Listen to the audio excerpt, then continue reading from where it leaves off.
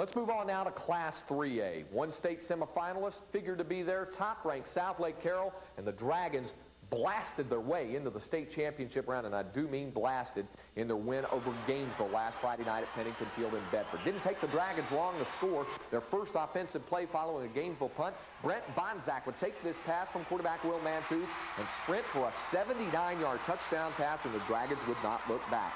It was 7-0 Dragons. First play in the second quarter, Dane Johnson takes this pass from Mantooth deep down the left side and leaps into the end zone. A 47-yard score, and the Dragons are up 14-0. It was 28-0 when Gainesville would get on the scoreboard what would prove to be their only time of the night.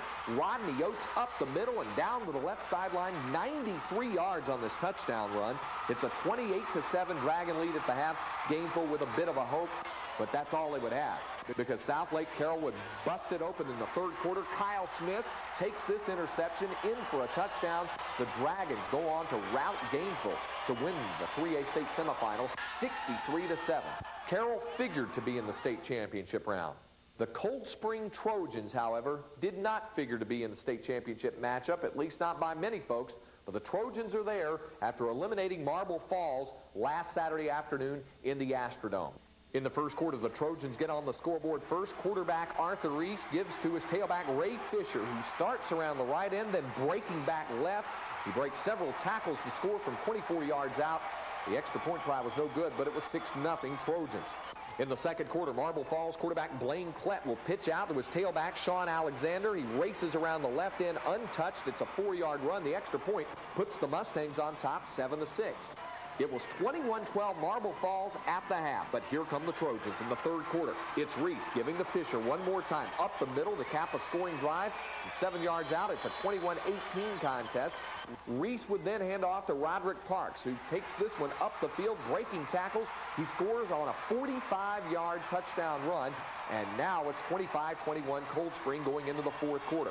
Reese, who also scored on an 89-yard kickoff return, leads the way as the Coldspring Trojans move to the state championship round for the first time in school history. They hold off Marble Falls 32-29. So there's your state championship matchup, Class 3A. Top-ranked and undefeated Southlake Carroll and Coldspring at 14-1. The two teams do battle this Saturday night. It'll be the final high school football game of 1992. Carroll and Coldspring meet at Floyd Casey Stadium on the Baylor campus in Waco. Stay with us now. Coming up on the Extra, we'll take a closer look at this matchup, not only from the teams involved, but of a very special person involved with the Coldspring program. The Alamo High School Extra will continue in a moment. Welcome back to the Alamo High School Extra. Now, we were talking about Class 3A and the state championship matchup. One team certainly expected there, Southlake Carroll, and the other team, perhaps surprising some folks, Coldspring. We took a close look at the two teams, starting off with the top-ranked team in the state. Here's our Metroplex correspondent, George Dunham. The Southlake Carroll Dragons, one of the most dominating high school football teams in the state of Texas over the last 6 years. In fact, no one has a better record since 1987. The Dragons have only lost 3 games in that period. Earlier this year, Carroll shattered the record for most consecutive wins in the regular season, a mark that now stands at 61 straight. Only once this season has a team come within 2 touchdowns of the Carroll Dragons, and this week Southlake Carroll will go for their second state title in 5 years. A matchup with Coldspring Saturday night in Waco. Head coach Bob Ledbetter has been the designer of this perfection on the football field. You know, they've been under a lot of pressure this year, and I think any time that you're able to you know, stay as number 1 all year and end up in this position, I think that puts a great deal more pressure on you. And these kids have come through a lot of, you know, tough situations. They've been able to come through all that hype over that streak, and then they were able to come through the Gainesville the second time around, which is tough. And they've been able to focus real well all year. And I've been real proud of these kids and the way they have approached everything mentally. The city of Southlake is unique, a small town tucked between Dallas and Fort Worth. Oh, well, you know everybody. I mean, it's a small little town, but it's great. I like it, and everybody around here is real nice, and, you know, you're about friends with everybody. The Dragons have set a new Texas high school football playoff record by scoring 277 points in the postseason, but the Dragons are not overconfident, knowing that Coldspring might be the toughest challenge yet. This year, Carroll High School moved to its new location here just off of Farm Road 1709 in Southlake. And by the end of the week, the Dragons hope to add a new trophy to that new trophy case. For the Alamo High School Extra, I'm George Dunham. Thanks very much, George. And like most folks have said, Southlake Carroll was supposed to be in the Class 3A state championship round, and after their blowouts of Alpine in the quarterfinals and Gainesville last Friday night in the state semifinals, some folks have said whoever faces Carroll in the state championship round would probably need some divine intervention to have a chance to win the state championship.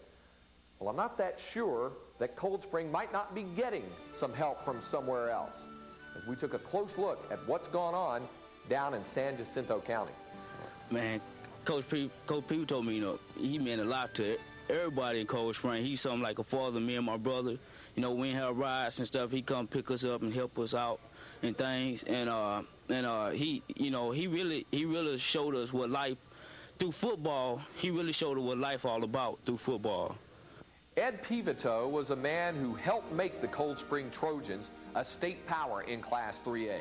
Coach Peveto was loved by his players, loved by many of the folks down in San Jacinto County, in the county seat of Coldspring, and certainly, of course, loved by his wife Janice and his family, which included 7 children. You would have had to have known my husband to appreciate the charisma and the power he exuded. And that came from the fact that anybody he cared about wholeheartedly. There was no halfway emotion in my husband. He either did or he didn't. And these kids came to accept that as absolute, that he loved them absolutely and completely. When they screw up, he loved them and chastised them. When they did good, he loved them and patted them on the back. Ed Peveto had a heart condition that was a risk going into the 1992 season. Doctors warned him it might be fatal if he continued to coach, but Peveto accepted the risk and paid the price. On September 21st, just past 3 weeks into the season, Coach Peveto died of a heart attack, leaving the folks and the players of Coldspring crushed. Do right mean, Coach Peveto used to tell us do right mean, you know, not only do right on the football field, but do right in classroom and at home, you know, out in the world. You know, he said when you grow up, you know, you're going to need to do right, and that's what he told us, and that's what he taught us, to do right. Regardless of what happens, this football season is my husband's. These kids are doing this because they're winners and they're champions, and they learn to believe in themselves enough to do this because of what my husband taught them.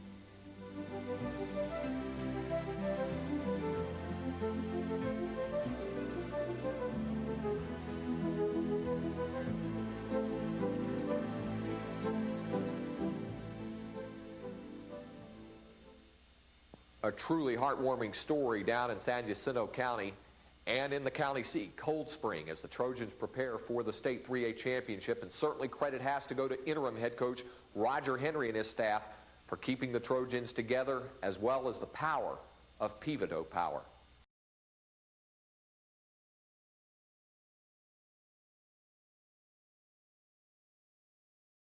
The number 10 rated team in the nation, rated number 1 in Texas, of course, in 3A. Southlake Carroll. Have some edited scenes of that coming up on KTX. Next, join us for that. Other local and area videos. You can see this game in its entirety, by the way, Tuesday evening.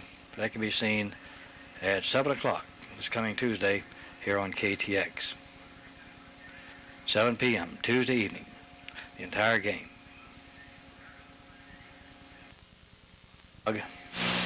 Very heavy fog right now. The entire stadium was fogged in. Lights were out on the far side. The game was delayed an hour and 15 minutes getting started because of the fog and lights, but it finally gets underway shortly here. These are scenes we shot during the tape, the delay of the game that we taped.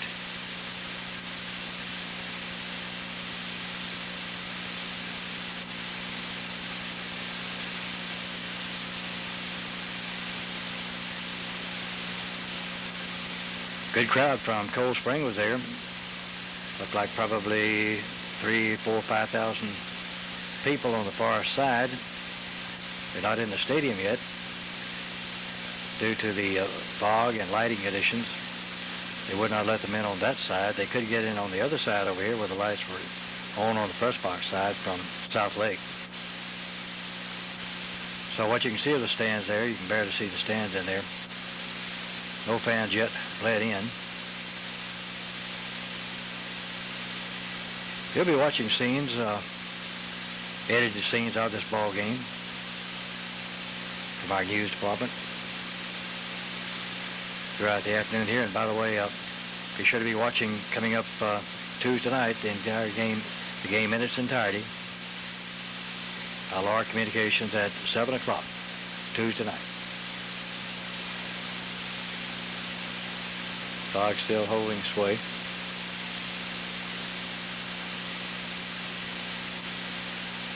We got to the stadium about probably 5:30, and it was fogged in then. Gradually, there you can see a big jump in the lifting of the fog.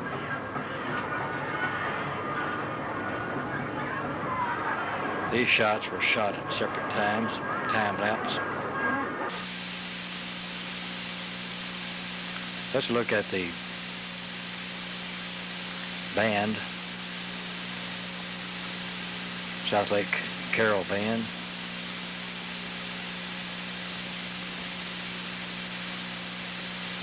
Southlake Carroll had a goodly number of people there, as did Coldspring.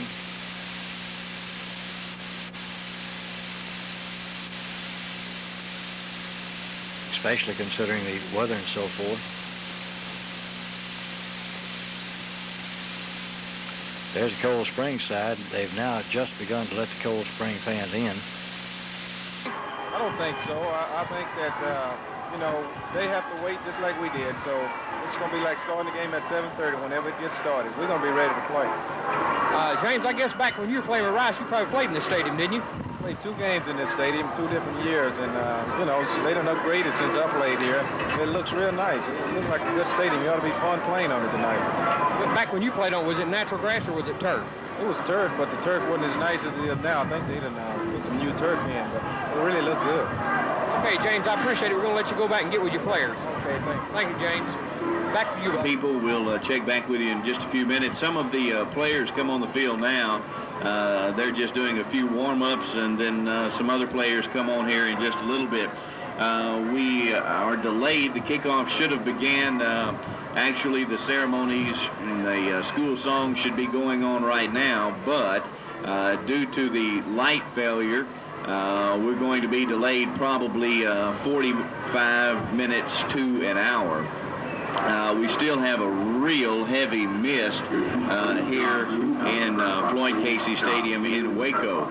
About how many people do you think's on that far side? I'm not good at counting. I know we got 4 charter bus fulls that at least came, plus others that drove their car. How many do you think that's up there, Tom? Just a wild guess, Bubba, I would say there's probably a couple thousand people, maybe 2,500 right now. 2,500, just on the Coldspring side? Just on the Coldspring side, right. Man.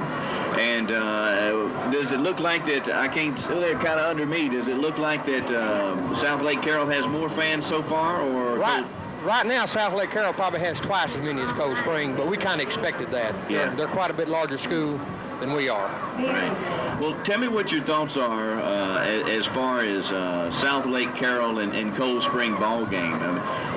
Southlake Carroll, #1 school for the entire season in Class 3A. They just punish people in points. They average 54 points per game. Like I told you on the field earlier, I believe that they just hadn't been playing that good of teams. What are your thoughts about this? My thoughts are pretty much the same on that, Bubba. I really believe, I'm going to stick my neck out on this. I believe the team may be a little more overrated than what they really are. I don't think they've played the caliber of teams that Coldspring has played, at least not in the playoffs they haven't. Right. I believe that too. I don't see you. Where are you at? Do you have anybody around you? I'm standing down here on the 10-yard line right now. Oh, yeah, I see you. I got you. I've got a couple of coaches over here. I got Coach Bradford and Coach Gray. I can get a word with them. They're a junior high coach and done a lot of the scouting for us, okay? Okay, go ahead. Bo, I got Coach Bradford here and Coach Gray. They're our junior high coaches, and they've done a lot of the scouting for us on these games. Coach Bradford, what about Southlake Carroll when y'all scouted them? I think Southlake Carroll is a good club. They're real quick. They play good ball, but I think Coldspring can outwin them. Tim, what about it? When y'all scouted Southlake Carroll, do you think we can play ball with this bunch, or do you think they're really as good as they're rated? I think they're a little bit overrated. I feel like if we can hang with them within the first quarter, I feel like the outcome will be in our favor. We're going to have to make adjustments when we need to, and if we do that, I feel like that we can take it. Okay, I appreciate it.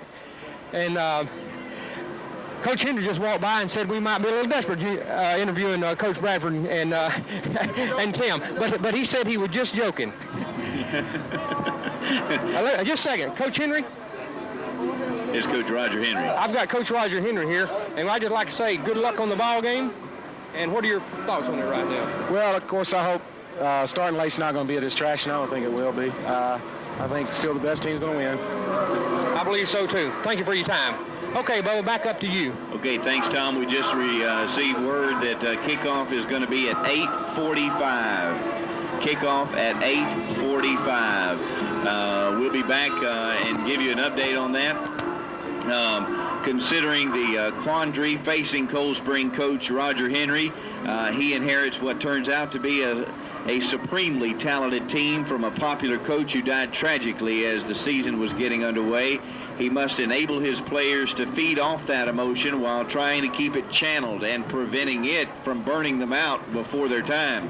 It's not a particularly likable task, so it's understandable that Henry downplays the value of emotion as the Coldspring Trojans prepare to take on Southlake Carroll here at the 3A title game as they prepare and perhaps face one of the highest rated teams and one of the biggest underdog teams in the Class 3A. Just as the Trojans have been underdogs all year long and probably the most underrated. Coach Henry says the best team wins the game. Emotion goes out the window when it comes to blocking and tackling. He said, I'm an emotional guy, but I can't show it. I have to be businesslike. I can't coach like Coach Ed Peveto. If I had, we would have fallen on our faces. He hasn't, and they haven't. Running back Ray Fisher, who has rushed for roughly 2,500 yards and averages almost a first down every time he touches the ball, is Coldspring's only all-state caliber performer, but quarterback Arthur Reese and linebacker Darrell Mims are also standouts. We have all the lights but one section on, and we are going to kick off no matter if those lights come on or not at 8:45. So we'll be beginning here in just a few moments. We'll check back with you. I'm Bubba Haley, live from Floyd Casey Stadium.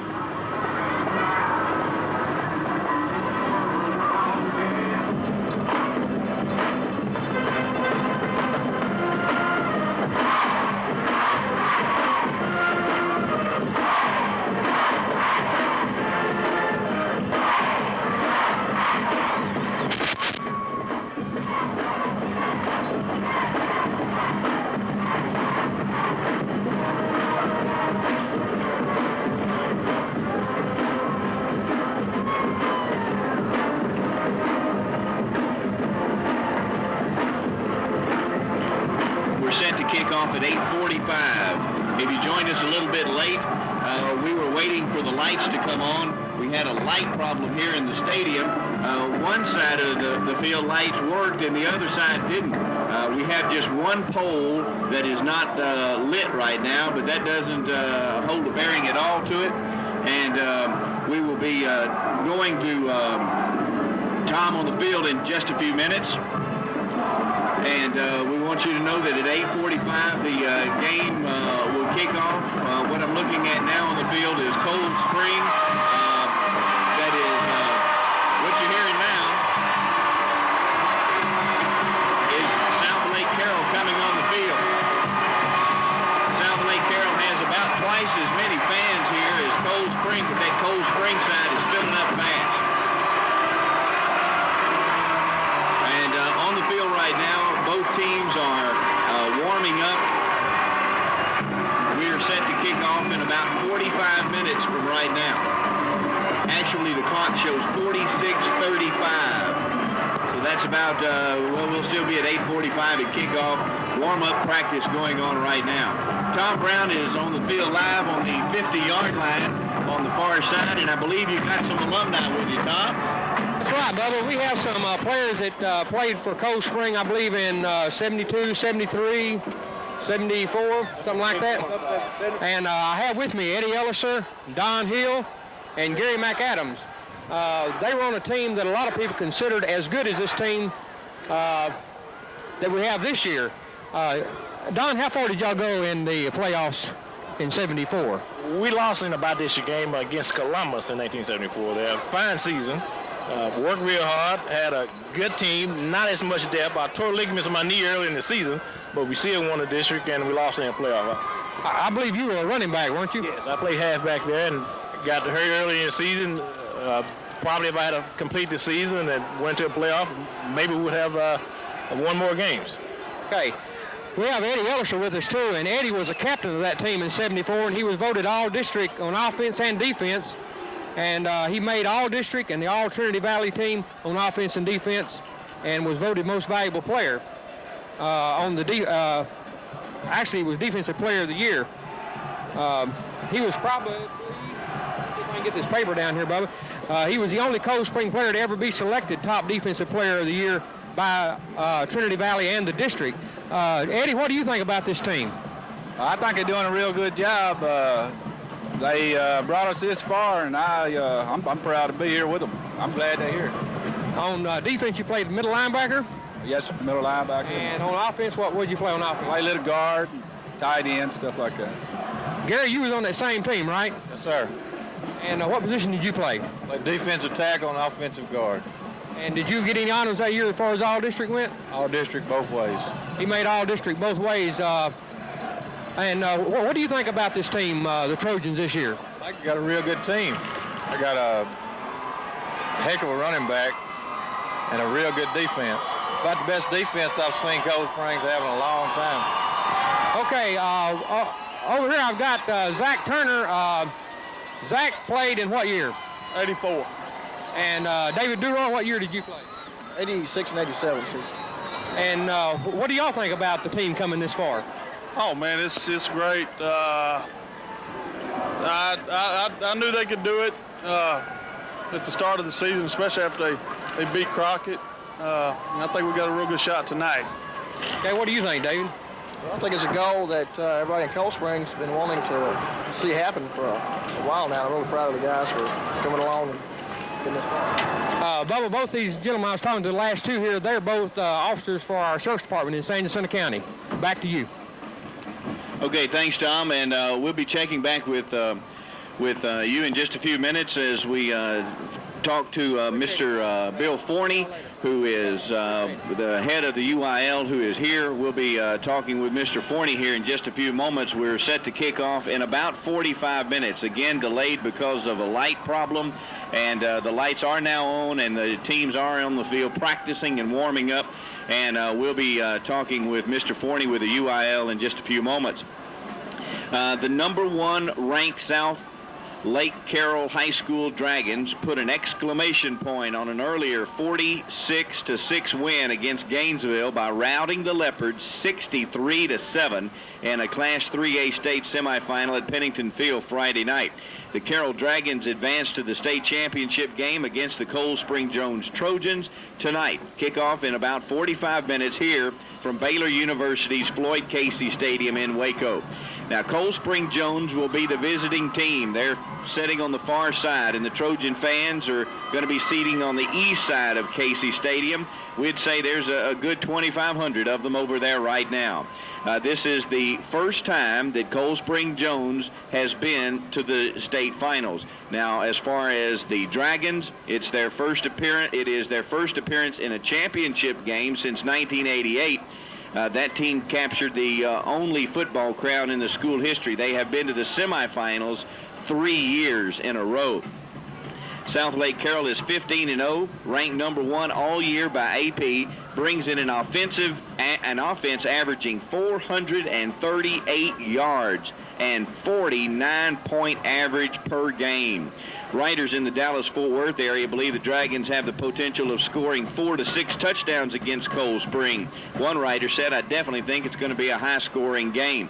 But we're talking about a defense for the Dragons that has allowed very few points, and we're talking about an offense for Coldspring, a defense that has allowed very few points. And both offenses have the potential to score. It either is going to be a high-scoring game or a low-scoring game, definitely one of the two. Southlake Carroll comes in with some advantages offensively. The Dragons already have set school records this season with 755 points and 4,955 yards rushing. The rushing offense ranks Carroll among the top 10 ground attacks in the nation's history, according to the National Federation of State High School Association record books. Again, Carroll in the top 10 on ground attacks with 755 points and nearly 5,000 yards rushing.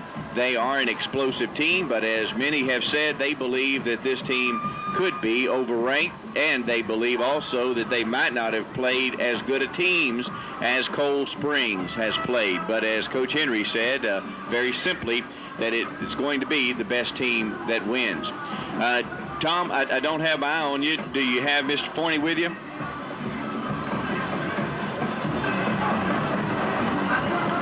Tom? Yeah, oh, there you are. You got Mr. Forney there with you? I got you. Go ahead. I don't hear you. Hello, Tom. I see you down there. Microphone. Is your microphone on? Tom. Yes. All right, I got you.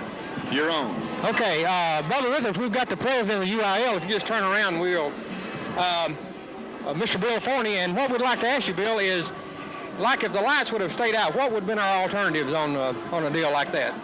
Well, let me make one quick correction. I'm the athletic director for UIL, and Dr. Bailey Marshall is the director, and if the lights had stayed out or would not have come on, both coaches had agreed to wait until around 10 o'clock to start the game and try to get it in while everybody is here, rather than trying to come back later and do it on Monday. We do not have permission to do it on Sunday afternoon. We would have had permission, I believe, from Dr. Marshall under previous situations where we could have played at midnight or just a little bit afterward, but that was what the coaches decided. They did say that whenever the lights came back on, they'd like to have an hour and 10 minutes prior to kickoff, and that's what we're in right now.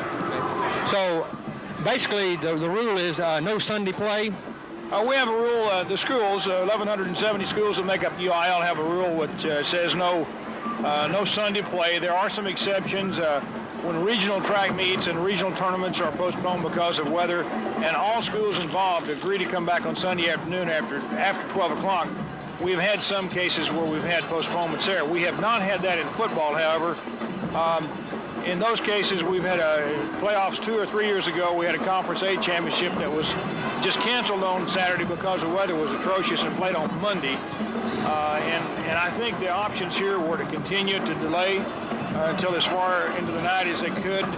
And then if they couldn't do that, to determine maybe during that interim, we've had people here at the stadium have been real great. Coach Taft's been working, and they've had 6 electricians working, and a number of professional personnel calling Waco Independent School District, see if Paul Tyson would be available, and also Midway Independent School District, see about their field. So they had a contingency that somewhere around 9:30 or so, if they couldn't get these lights fixed, I think they probably would have had somebody in the area that would have had a field and they could have marked it and played. Now, it would not have been artificial turf, and it would have been a little more cramped, but probably all the people might have could have gotten in. But those are some of the things they were considering. And also, I believe you said earlier there's a rule that you're not supposed to start a game after 10 o'clock, but that might have been waived for this game? That was just my my decision. In baseball, we have a precedent where we tell them not to start a game in baseball that they can't reasonably finish by by midnight when they're playing on a Saturday night and would run into Sunday. So I use that same principle in saying, well, try to start it. If you're going to wait real late to start it where you can reasonably expect to finish by midnight, so you're not playing in Sunday, early Sunday morning. Well, I know all the fans appreciate what the UIL would do in a situation like that, because both teams came a ways to get to this game, and it would be kind of rough to have to go home and make the trip back, because I suppose they would just be out the expenses, right?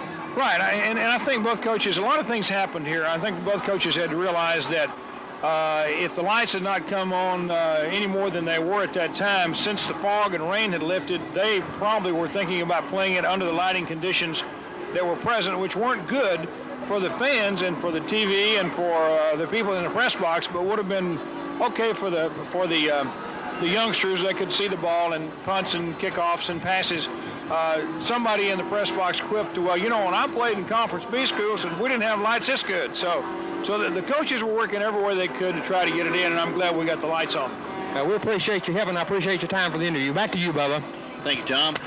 Tom Brown down on the field for KETX. We're 36 minutes away from kickoff right now. Again, we were delayed because of 4 sets of lights that didn't come on. They are on now, and we do have the teams on the field right now that are warming up, going through some drills.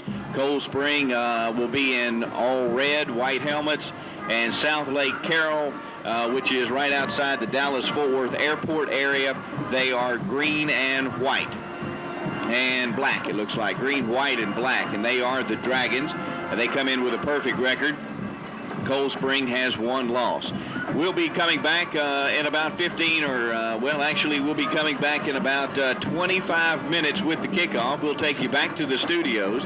The game is delayed because of the lights, and the lights are now on, so in 35 minutes, we're set to play ball.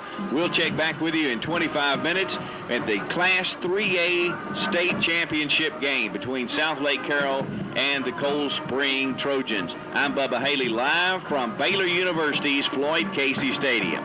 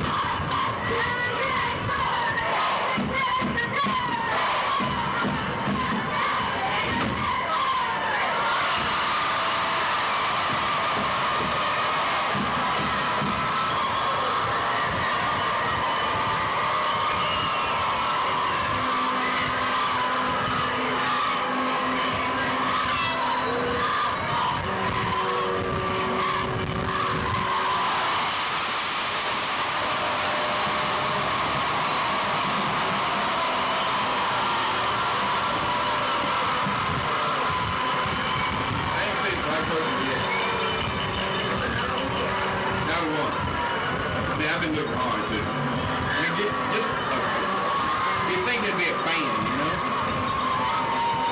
I definitely hadn't seen one on the player. I was walking around the field looking. I didn't see one on the track.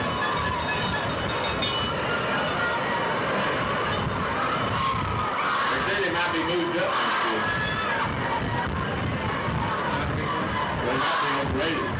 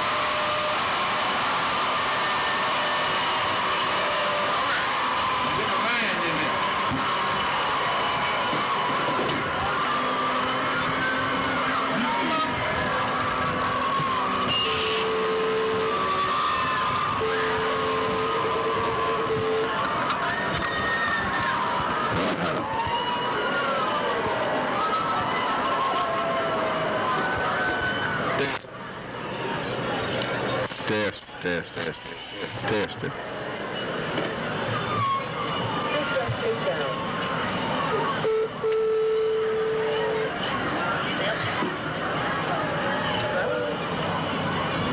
AT&T operator, please. Hello.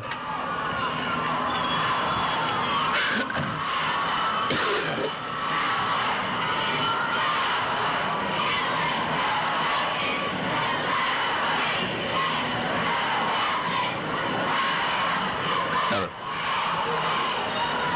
Hello?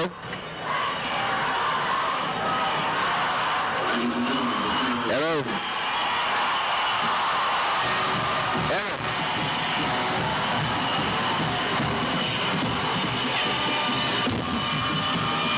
Hello? I need to make a collect call, 409, or a dollar, then it's from Bubba.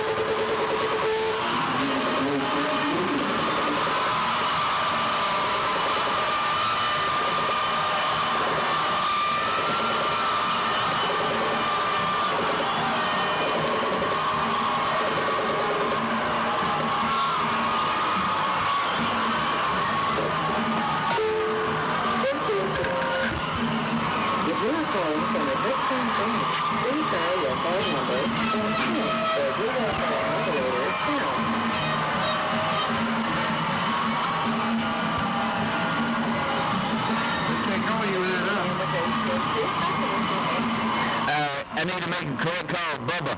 Can you hurry up, operator? If it's busy, stay with me. Thank you.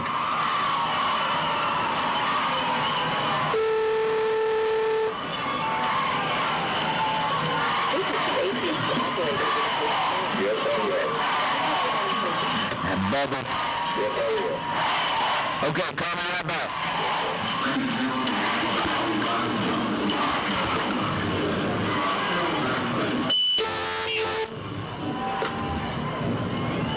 Come on, let me tell you.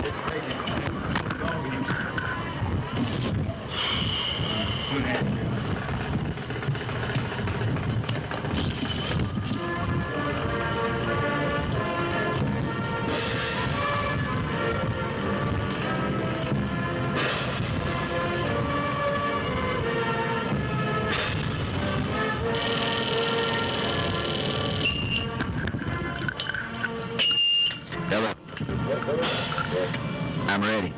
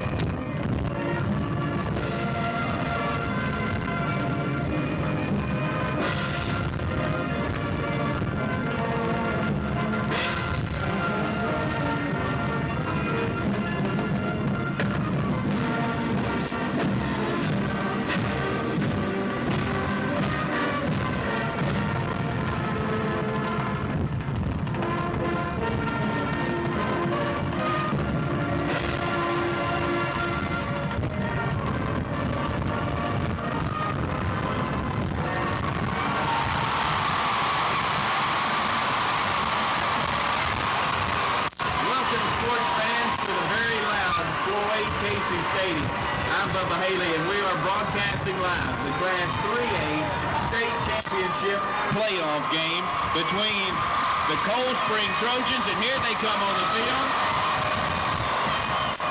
And the South. This game is set to begin in about 2 minutes.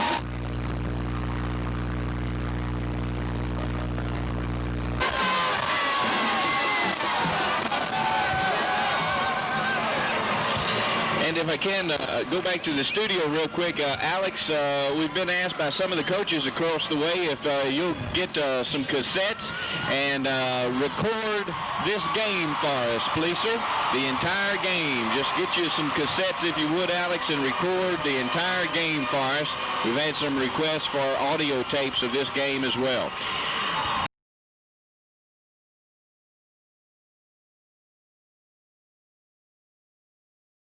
We are at Floyd Casey Stadium. The game is set to get underway here in just a few moments.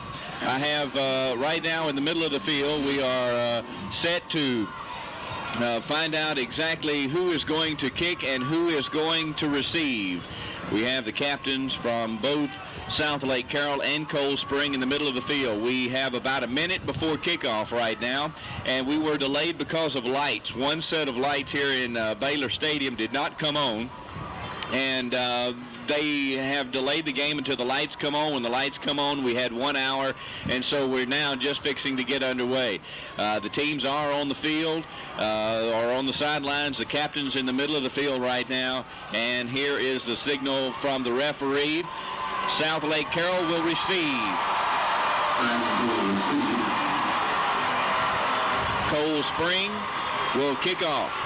Coldspring has white jerseys, red numbers, red breeches, white helmets.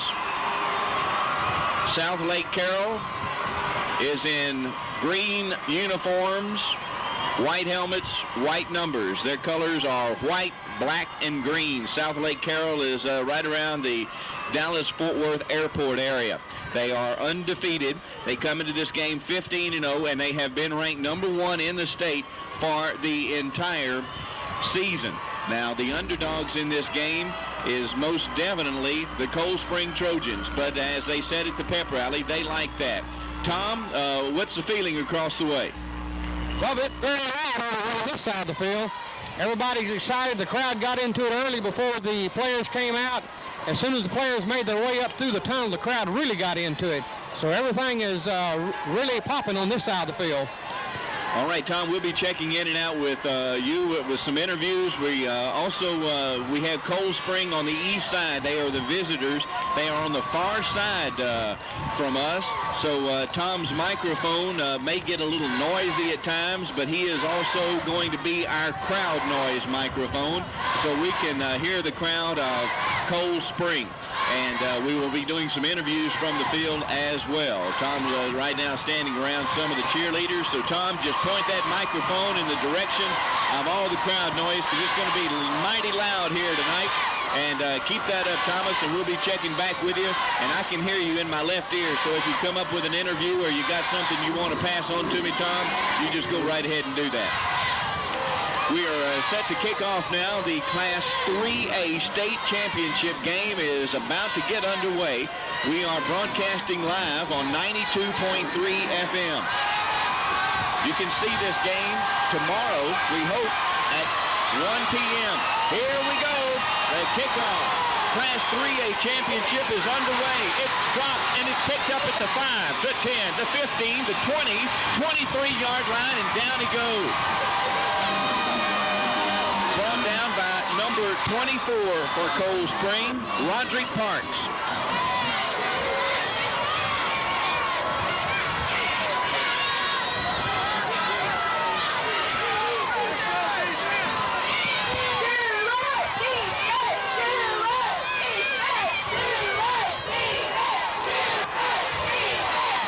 First play of the game, Southlake Carroll, handoff. Gets about 6 yards, down he goes, close to the 26-yard line. The Coldspring crowd likes that just as much as does this side of the field.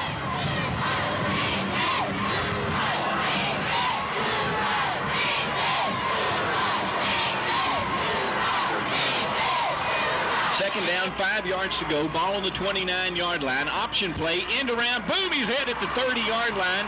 Down he goes. Tackled there by number 62, Jeff Major.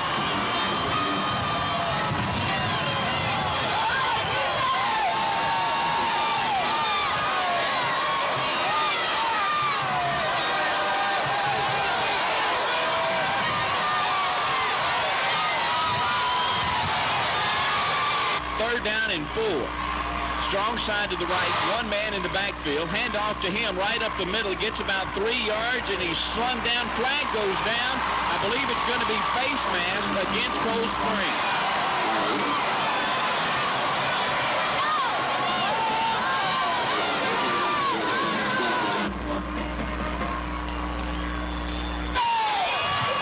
Face mask, Coldspring.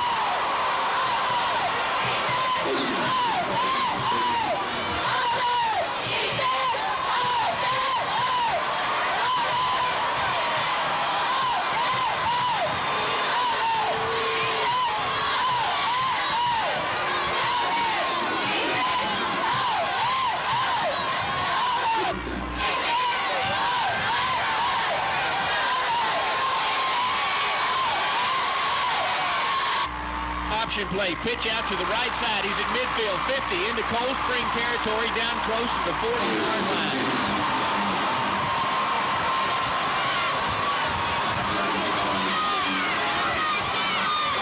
We'd like to thank our sponsors that are making this game possible. We'll tell you all about them throughout the game today.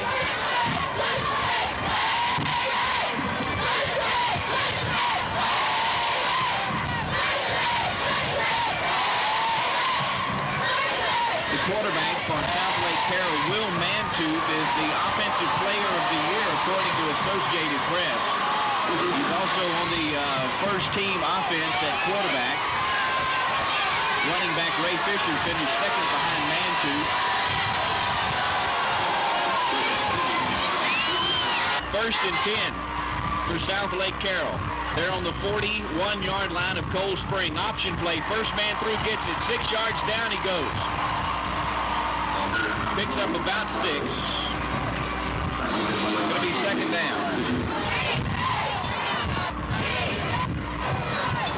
Thanks to our sponsor, Stubby's Convenience Store, McMurray Insurance Agency, All Wood Products, Holiday Shores Marina and Cafe, East Tex Environmental, Ellisor Realty, Indian Creek Grocery and Marina, Macy's Quality Automotive, Suds and More, Car Wash and Washateria. Handoff up the middle.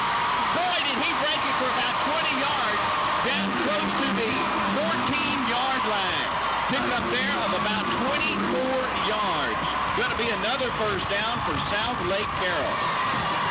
Another one of our sponsors, J.H. Burns Printing, East Tex LP Gas Company, and Cox Feed and Ranch Supply. They are proud sponsors of the Coldspring Trojans. First and 10.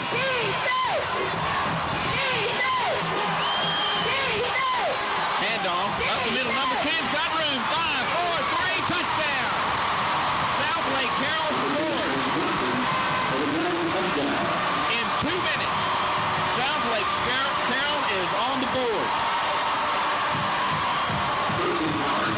It's 6-0. Dragons over the Trojans. Extra point attempt coming up. They'll be kicking, going for one. Number 42, Chris Brown with the point after. It's down, it's up, it's good. It's 7-0. Southlake Carroll scores early.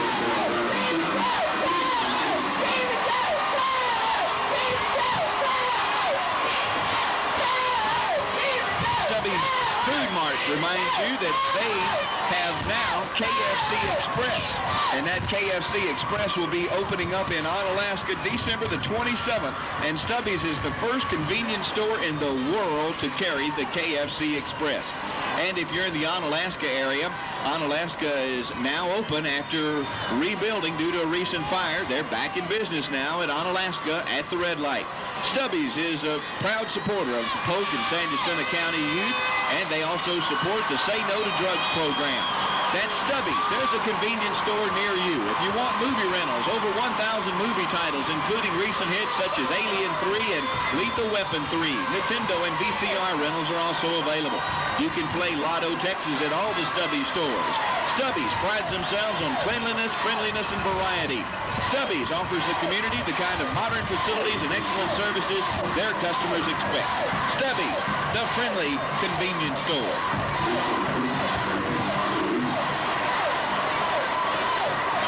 Southlake Carroll set to kick off 7-0. 9:24 left in the very first period. The kick, a good high kick, going to be taken down on the 10-yard line, right up the middle of the field to the 20, 25, spins, down he goes at the 27-yard line. Coldspring has the ball now.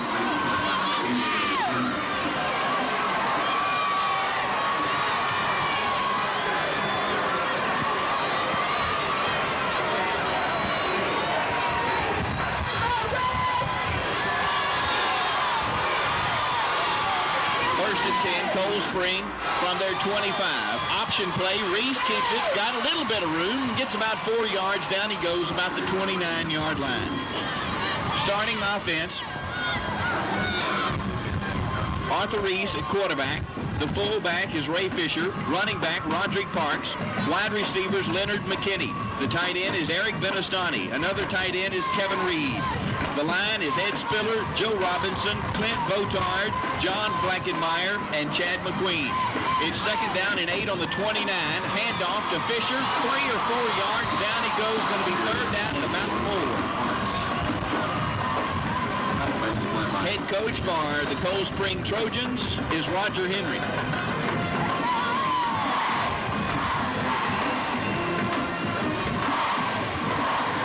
8:28 and counting left to go in the first quarter. The very first possession in a little over 2 minutes. Southlake Carroll scored on a running play of about 12 yards. One man far right, 2 men in the backfield. That's Parks and Fisher. Reese barks the signals. Runs around the left side. Gets right near the first down. He ranks about a yard. Down he goes. It's going to be 4th down and 1. Ball is going to be located on the 35-yard line. They'll have to punt it away. On the first possession, Coldspring cannot produce a first down. They come 1 yard short. 4th and 1. Back to punt. is going to be the quarterback, Arthur Reese. Reese averages about 34 yards a punt. Plenty of time, end over end kick, takes him back to the 30. He's got it at the 30, looking for a hole. Can't find one, down he goes at the 35-yard line.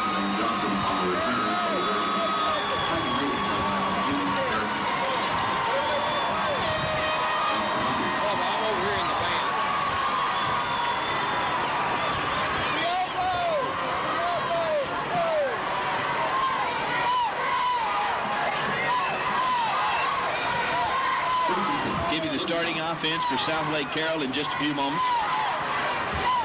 The quarterback, Will Mantooth, is the Class 3A Offensive Player of the Year. He's got good ability, and he's a smart quarterback. Option play, pitches out. He's at the 35, 40, 45. Out of bounds it goes at the 47-yard line. That's number 38, Brent Bonsack. He's 5'10", 175 pounds. Now, Southlake Carroll is not a real big team. They're about the size of Coldspring. Bonsack, 175 pounds. Will Mantooth, the quarterback, stands 5'7", 145 pounds. Handoff up the middle. Number 40 can't find the hole. Downhill goes. He doesn't pick up maybe a yard. Help tackle there by number 75, John Ivey, and number 52, Mark Blankenmeyer. Starting offense is Will Mantooth at quarterback. Fullback is Bart Barley. Halfback is Dane Johnson and Brent Bonsack. Handoff up the middle again, running that veer option. It's about 4 yards, close to the first down. Southlake Carroll is team-oriented. They mix it up. They don't have just one or two players they go to. Like right now, they're bringing in 3 new front linemen. They have tremendous depth. They have a lot of players on their team. They will probably run in about 9 or 10 players in their wishbone offense. That's what they're set in now. At the 45, there's a mix-up on the field. Mantooth will go down after about 2 yards, tripped over number 70 and number 62. That's Jeff Major and Jared Turner.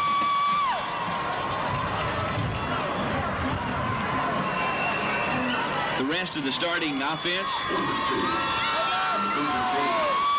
At line is Joel Holmes, Clay Collins, Craig Sisk, Trevor Sisko, David Reck, and Brian Kitchen. In a punting formation, he'll punt from the 45. Good kick. Fair catch called at the 14-yard line. Taken by Arthur Reese at the 14. Coldspring will have the ball. Again, at starting offense is Arthur Reese at quarterback, Ray Fisher at fullback, Roderick Parks at tailback. Tight end is Kevin Reed. Another tight end is Eric Benestani. The center is Clint Botard. The left guard's Joe Robinson. The left tackle is Ed Spiller. The right guard is Chad McQueen. The right tackle is John Blankenmeyer. And the safety is Joe Goffney. They'll be huddling on the 5-yard line on their end of the field. Number 82, Leonard McKinney, goes far left. 2 men in the backfield. That's Parks and Fisher.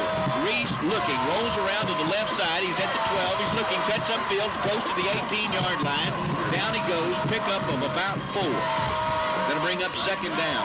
It's 5:30 left to go in the first quarter. 7-0. Southlake Carroll went on top early. They received the original kickoff and marched it down in a little over 2 minutes and scored on about a 20-yard run.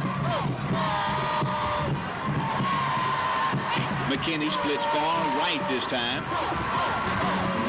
Second down and 6 on the 18. Option play, it goes to Parks. He gets him about 2, maybe. Nothing.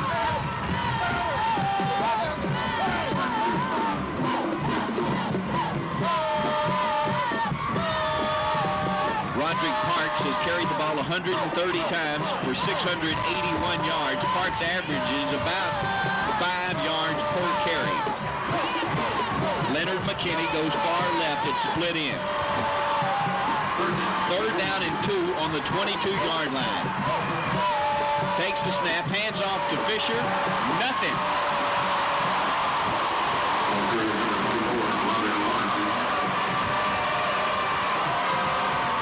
4th down. Another punting situation. This time, Southlake Carroll will get the ball. Probably they'll receive the ball near midfield. They will have excellent field position as they will probably run this ball into Coldspring territory just on the punt. The receivers are standing back on the 45-yard line on both ends of the field. The punter, Reese, is on his 10. No rush. Oh, he shanked it off the side of his foot. Going to be taken at the 45. He catches it. Still got some room. 40, 35. Spins down to the 30-yard line. That's number 10. Dane Johnson. He's 5'10", 175 pounds. Southlake Carroll with the ball. Already in Trojan territory.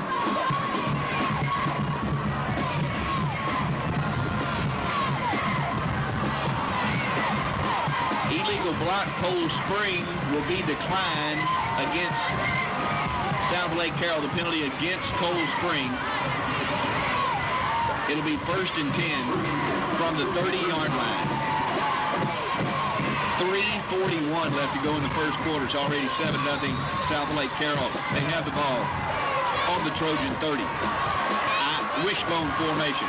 Will Mantooth, the quarterback. He keeps it up the middle. 2 yards, nothing else. Number 66, Don Aldridge. Grabbed him first and pulled him back. Now, Don Aldridge took a little right shoulder blow. He and another tackle hit head on, and it sort of hurt Aldridge's right shoulder, but he's doing well. Everybody's pretty much at full strength. We're going right to left across your radio. We're 2nd down and 7 on the 27-yard line. Man in motion, option play. Got some room, 20, 15, down to the 12. Southlake Carroll on about the 14-yard line of Coldspring. They run the wishbone. They run the option, the veer option, the triple option. They'll run down the line option. They throw about 20% of the time. They mix it up a lot. They've yet to go to the air tonight. They're just running options out of the wishbone. Those linebackers for the Trojans have got to stop the wishbone offense. Pitch out right side, number 10. He's at the 10. Goes out of bounds at about the 7-yard line. Drug out of bounds by number 12, Jason Scott. Scott's a senior, 5'9", 170 pounds. The offense for Southlake Carroll, as far as size, goes like this. 145, 165, 175, 175, 175, 225, 200, 195, 225, 245, 190. A little bit bigger than Coldspring, but not really.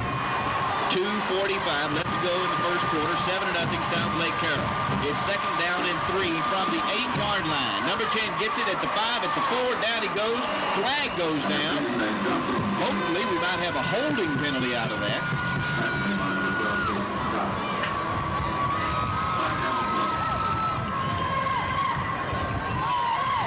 They're conferring with Coldspring, which could mean it would be a hold maybe, or even could probably a hold.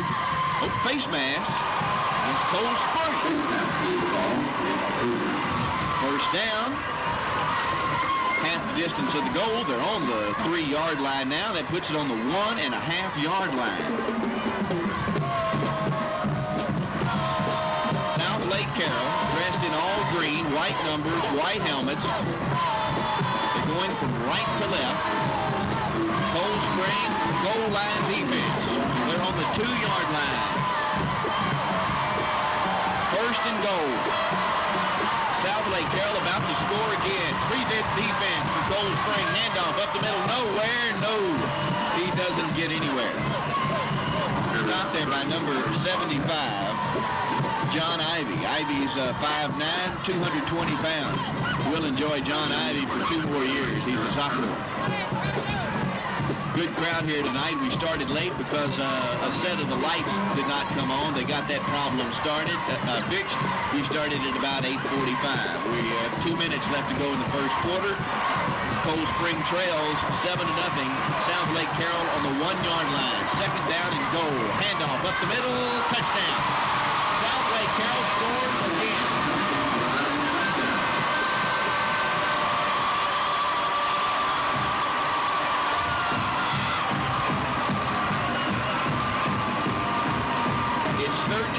with the point after coming up.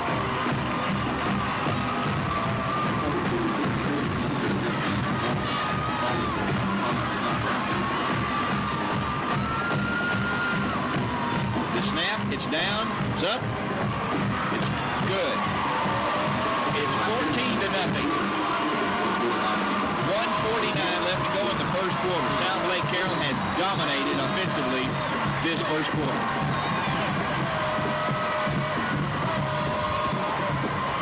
Tom, what's the feeling on the field? Bubba, I'm over with the band right now. Of course, the band stays fired up all the time. I hate to see them jump out to an early lead like this, but the crowd's still behind the players, and I think you'll see Coldspring come back. Suds & More, right across the street from the high school and the home of the T-Dogs in Coldspring. Suds & More, the cleaning store when it comes to your clothes, your car, your truck. At Suds & More, the washateria has new large capacity washers and remodeled large capacity dryers at the same low price, and it's still the best price in town. The Suds & More car wash, what can you say? It'll wash your car or truck clean any old day. Just like their sign says, Suds & More stands behind the Trojans all the way. Suds & More is family owned and operated by the Cox family. Linda, Doug, Derek, Chrissy, proudly serving their community and proud of the T-Dogs. Set to kick off from the 40-yard line. Southlake Carroll with a good kick, going to take it back to about the 10-yard line. He drops the ball. It's still on the ground. He falls on it. Reese couldn't get a handle. He drops it, falls on it at the 15-yard line.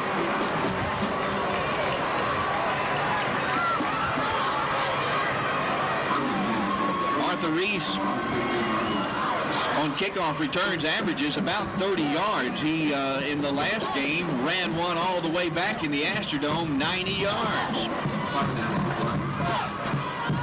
He's taken 20 kickoff returns for 617 yards. A flag is on the field. We're going to come back and kick it over.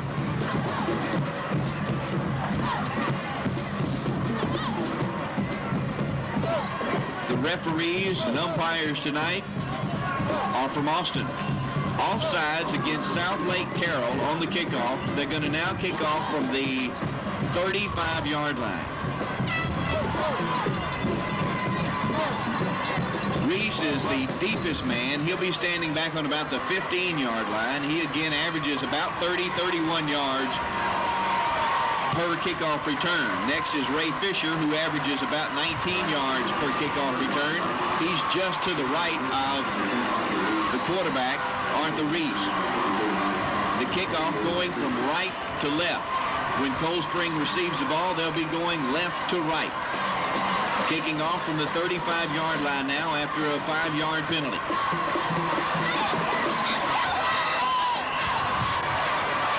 1:45 left to go in the first quarter. 14-0. Dragons over the Trojans.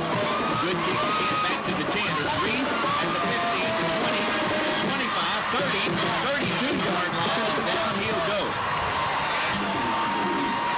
Got a Coldspring Trojans, number 86, got up a little slow there. Joseph Goffney, but he's running off the field okay now. It looked like he just kind of stayed down on the ground a little bit longer, but he looks okay. And watching him on the sidelines, can't tell where he looks like he's hurting. I believe Goffney's fine. One man far right, that's Leonard McKinney split in. 2 men in the backfield, Parks and Fisher. Reese at the quarterback. Hands off to Parks. Parks looks for a hole. Got 5, 6, 7 yards. Down he goes at the 37-yard line.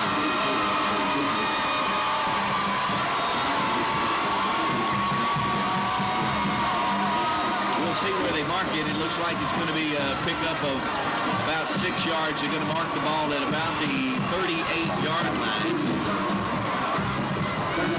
Going to be second down now and 4. Ball on the 38 of the Trojans. Coldspring has not been in the Dragon end of the field yet. They're on the 38-yard line now. Handoff to Fisher. Nothing. They push him back. It's going to be 3rd and 4. Ray Fisher, by far the leading rusher for the Trojans, 302 carries for 2,709 yards. He is number 2 in Class 3A Offensive Player of the Year, right behind the quarterback of Southlake Carroll, Will Mantu. Ray Fisher also is on the first offensive team. Looking, rolls around the left side. Quarterback keeps it, down he'll go. Maybe he'll get a yard. Down.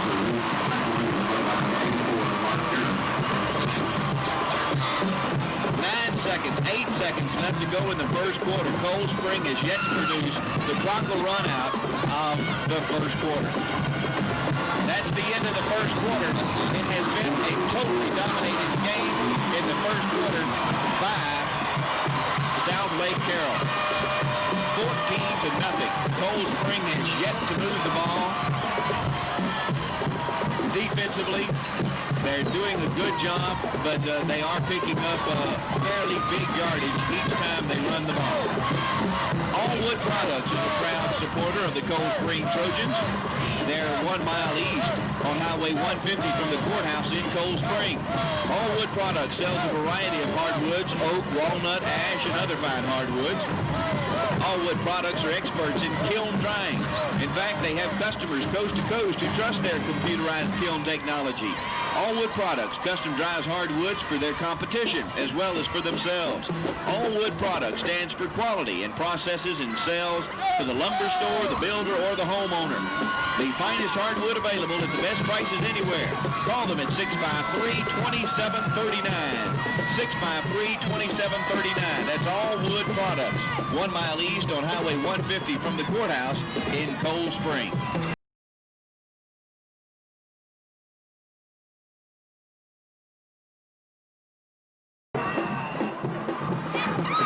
We're beginning the second quarter, 14-0. Southlake Carroll over Coldspring. Coldspring punts. The punter, Reese, stands on his 30, gets a good punt, fair catch at the 33-yard line. Southlake Carroll takes the ball again. Tom, tell me what you think of the first quarter. Well, Bubba, what you said was exactly right in the first quarter. Southlake Carroll has dominated the game offensively. We've had some penalties that hurt us early on in both drives that kept a drive alive for them and gave them the first and goal to go. The defense seems to be playing pretty good other than giving up some big plays and the penalties. So maybe we'll see the defense tighten up and the offense come on. First and 10, back to pass. Mantu looking, got a guy, complete at the 40, 45, 50, 45, down of bounds at the 40-yard line. The first pass play, and it picks up about 25 to 30 yards, knocked out of bounds by number 36, Darrell Mims. They only throw about 20% of the time, and that one most definitely a completion. Mantooth, not a big boy, stands at about 5'9", weighs about 145 pounds. He's a good rodeo athlete. Hands off up the middle, number 40 powers his way up. That's Mark Bayerley. The quarterback then was number 20, Will Mantooth. Mantooth is a senior, the offensive player of the year, Class 3A. Southlake Carroll running out of the wishbone. Pass if you float it. Well, that time, fortunately for him, he did not have any defenders out there, even in the vicinity of that running back. They had gone deep with the primary receiver. Quick count. They give it and brought down quickly. The ball carrier, Moreland, not much of a chance there as coming up to make the hit. It was Darrell Mims, middle linebacker and defensive captain of this Trojan team, and we saw him play a very good game last week against Marble Falls in the Astrodome, and he just continues the kind of play that he is really renowned for. He is just a super athlete, does an outstanding job for the Trojans. That time, there were 3 Trojans out there. They really came on the snap of the ball that time, as opposed to letting the Dragons come to them. So perhaps they're going to start speeding up their response to the Dragon offense. Jarrett Turner helped off the field by Coldspring trainers. Man in motion, swing it out.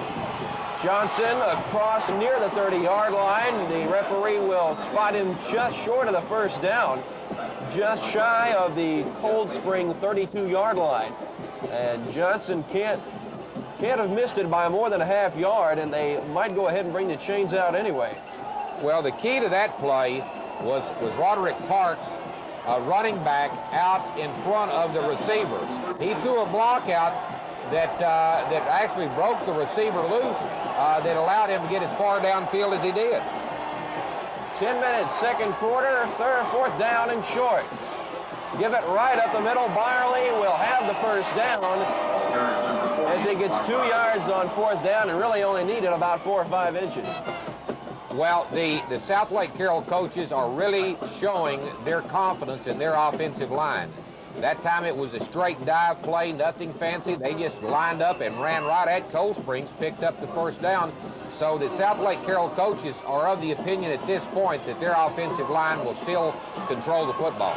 Trojan defense feeling like they've been out there all night. Johnson, sweep right, cuts it.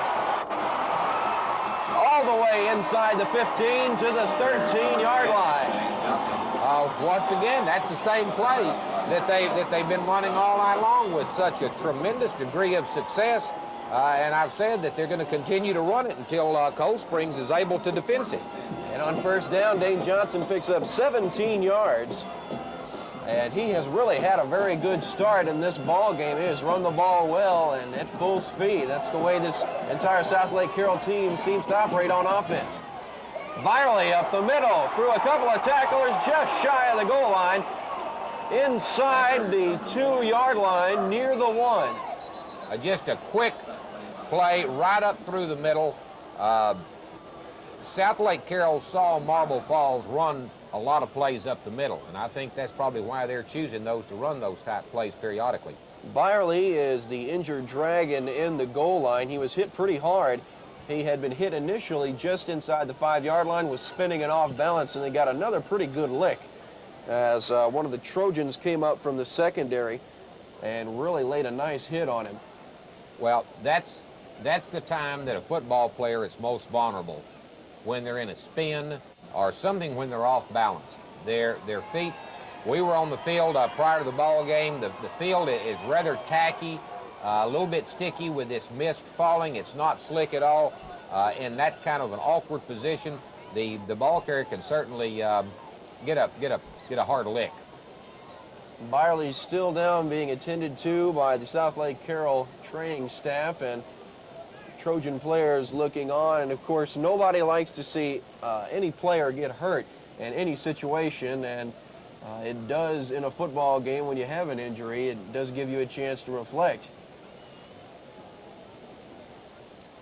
Well, the Trojans down 14-0 at this point. Again, we've talked about that this is certainly something that they're accustomed to. They show no panic. They showed no panic in the Belleville game. They showed no panic in the Marble Falls game.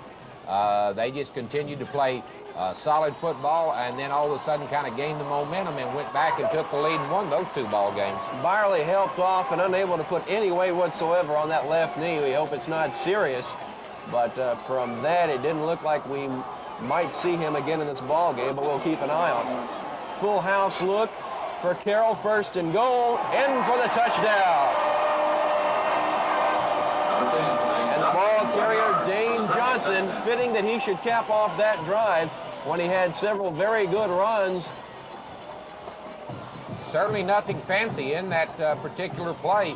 Zone blocking, they just pushed Coldspring back out away from the goal line, and Johnson was able to just bust through there. 20-0, Southlake Carroll. They are really making a statement in this 3A championship game. Ball down, kick up, and the officials say it's good. And with that, Carroll takes the lead 21-0 with 9:30 left to go. So with 9:30 left to go in the second quarter, it is a big lead that Carroll has taken. And this is a team, the Dragons, who are being considered to be one of the best teams ever to play in the 3A classification in the state of Texas, scoring a lot of points in the playoffs and just a tremendous amount of talent. Well, in the semifinal and the quarterfinals, they've scored 129 points and only had 7 points scored against them, which is just almost unbelievable.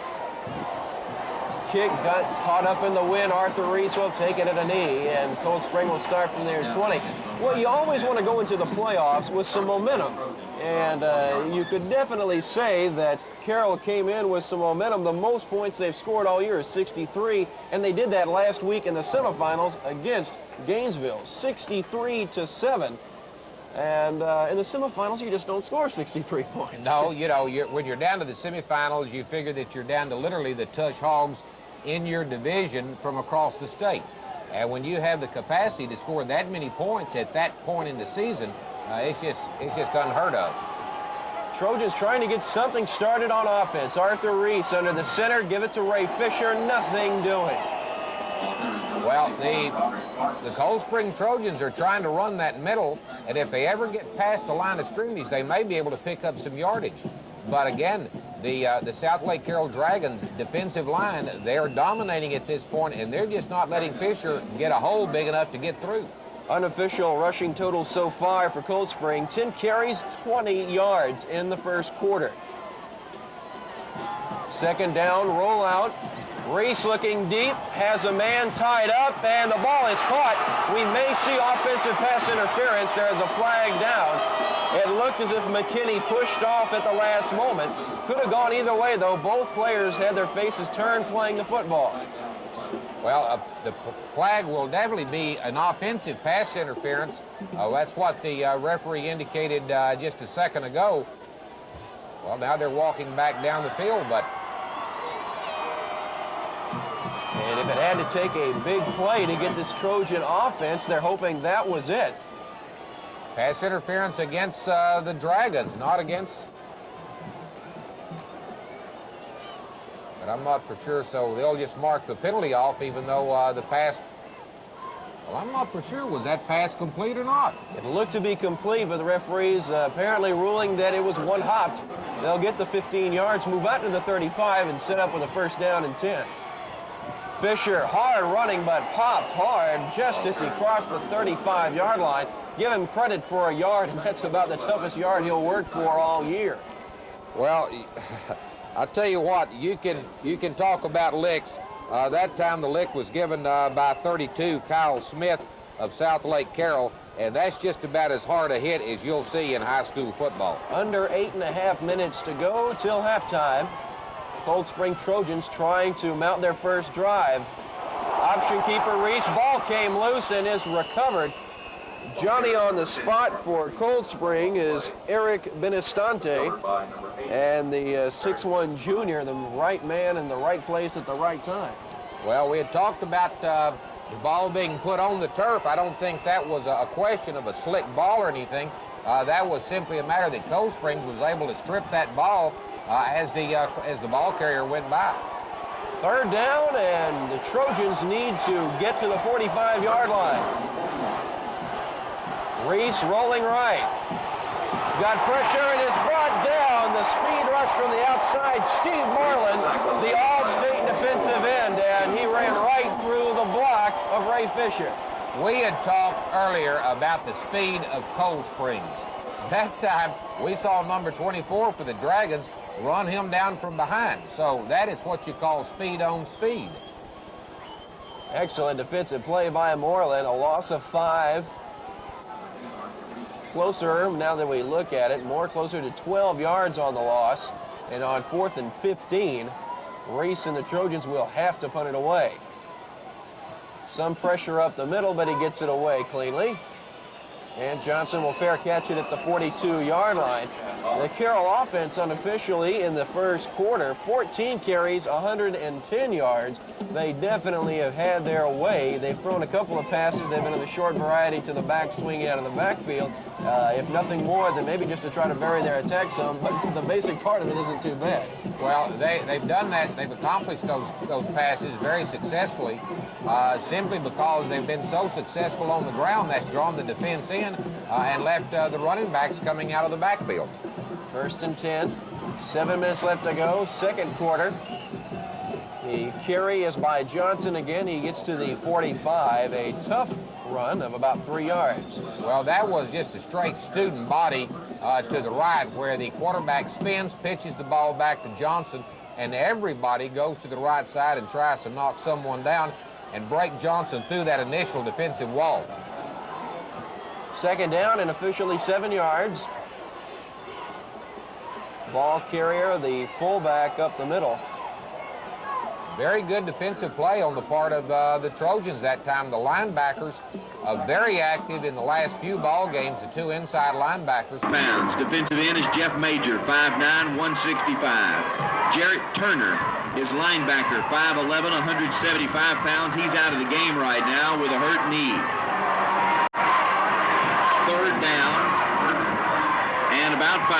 Back to pass, looking, shuffle pass at the 50, 45, 40, 35, 30. He's called. 20, 10, touchdown, Southlake Carroll. No flags anywhere. From the 43-yard line all the way to the other end of the field, the quarterback went back, shuffle pass forward, and he just had it open field all the way. It's 27-0, Southlake Carroll.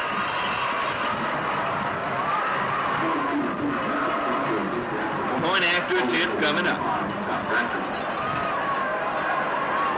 It's up. No question in my mind. Good. 5:51 left to go in the first half. It's 28-0. The Dragons over the Trojans in Class 3A state playoffs. I'm Bubba Haley. We are live from Waco, Baylor Stadium, Floyd Casey Stadium on Baylor University. The fight for the title, who is the best in Class 3A so far, totally dominated by Southlake Carroll. Cox Feed and Ranch Supply is just a half a mile from the courthouse on Highway 150 East in Coldspring. Cox Feed and Ranch Supply is formerly the Lazy H Feed Store and is now family-owned and operated by the Cox family, Glenda, Doug, Derek, and Chrissy Cox. They're longtime supporters of the T-Dogs. Cox Feed and Ranch Supply is your one-stop feed store where you'll get volume discounts and free delivery on tonnage purchases. Cox Feed and Ranch Supply carries a full range of animal health products for all your needs, especially during these winter months. Be sure to make Cox Feed and Ranch Supply your feed store. They're open Monday through Saturday, 8 to 6. Call them 653-4061. 653-4061. That's Cox Feed and Ranch Supply in Coldspring, a half a mile from the courthouse on Highway 150 East. Kick is high and long, back to the 5-yard line. It's Reese to the right side at the 10, 15, 20. Down he goes at the 26-yard line. I think they're going to mark it just over the 25-yard line. First and 10 for Coldspring. Coldspring offense have yet to be able to move the ball effectively. No long runs. They have made a first down or maybe 2 first downs. Other than that, they've had to punt every time. And they have not got past the 40-yard line on their own end of the field. Option play, handoff goes to Parks. Nothing.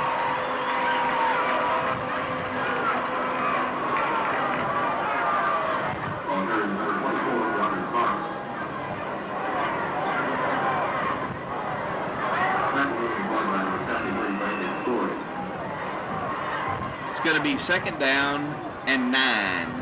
Ball on the 26-yard line. Pick up the 1. Number 86, Joseph Goffney, split far left. We're going right to left across your radio. Option play. Reese keeps it. 3 yards. Down he goes. The offensive line the defensive line for Southlake Carroll, their size stands like this. 165, 185, 175, 185, 215, 225, 220. Defensive ends, 185. Split far left, strong side left, probably going to throw it. Back to pass, rolling around this side. Rolling left, looking, he's going to have to keep it. Down he goes at the 25-yard line. Yanked down by number 32, Kyle Smith, a linebacker, a junior, 185 pounds. Punting time again for Coldspring. And again, they will punt deep in their own end zone or on their own end of the field.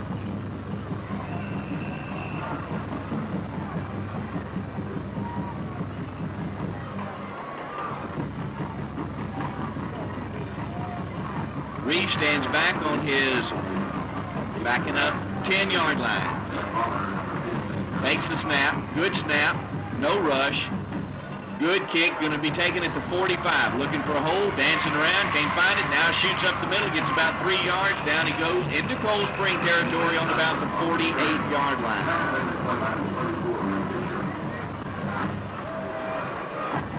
Tom Brown's on the field with Jared Turner. Tom?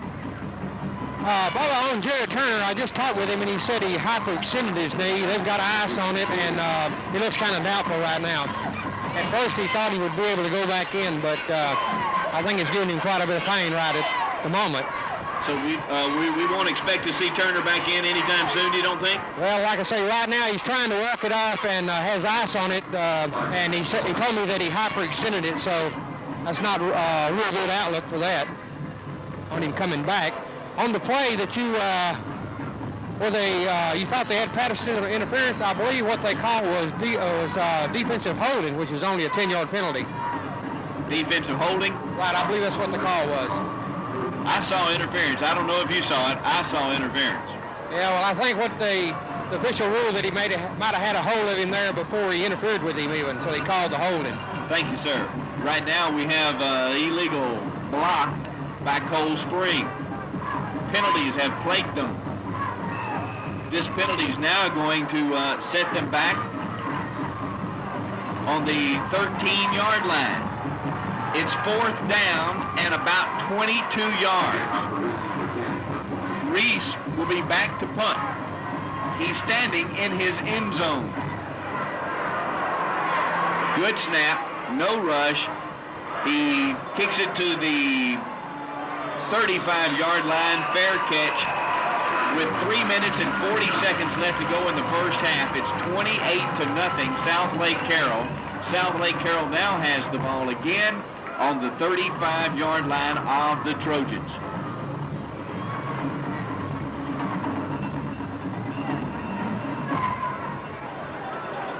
Southlake Carroll's in the district with Springtown, Lake Worth, Decatur, Bridgeport. They are undefeated. They have been the #1 team in 3A around the state all year. Option play out of the wishbone. Quarterback Bantu keeps it. He's at the 30, 25, cuts up to the 22-yard line, and is knocked down by number 36 and number 42, Darrell Mims and Charles Parks.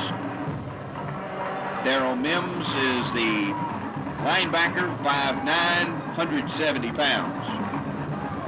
Charles Parks is a defensive back, 5'6", 135 pounds. One man far left. They're running out of the wishbone. They run the veer option.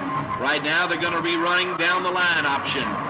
Pitch out, left side, doesn't get very much at all. Hit first by number 86, Joseph Gottney. Maybe, see where they mark it, we might even have a loss there of a few yards. We will have a loss of about 3 yards.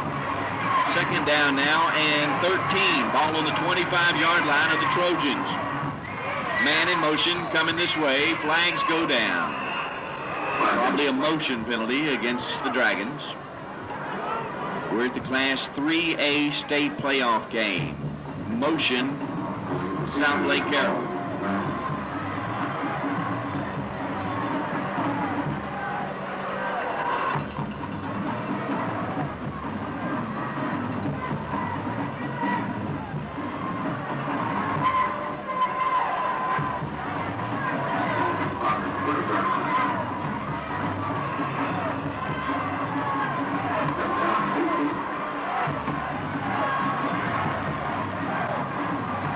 Down now and 18. Ball on the 30-yard line of Coldspring. Flags go down again. Flags down.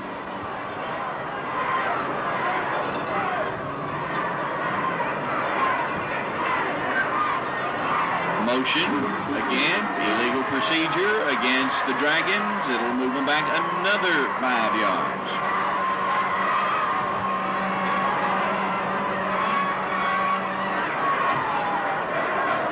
So far, Southlake Carroll rewrote a portion of football playoff record books, state and national. Most points, 274. Southlake Carroll, the old record was by Waco, 258. Mantooth looking. He keeps it.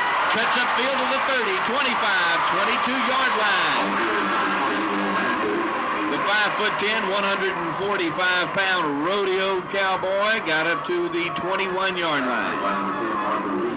Again, the most points scored, rewriting the state record book, Southlake Carroll, 274 points. Waco, the old record, was 258. Back in 1925, that's when that record was. Groveton had the record in 1989, but now Southlake Carroll has scored the most points in the season with 274. Now, the most points in 5 games, 275 by Southlake Carroll. The old record, 238 by Waco, 1925, and Groveton in 1989. Most points in 4 games, 211, Southlake Carroll.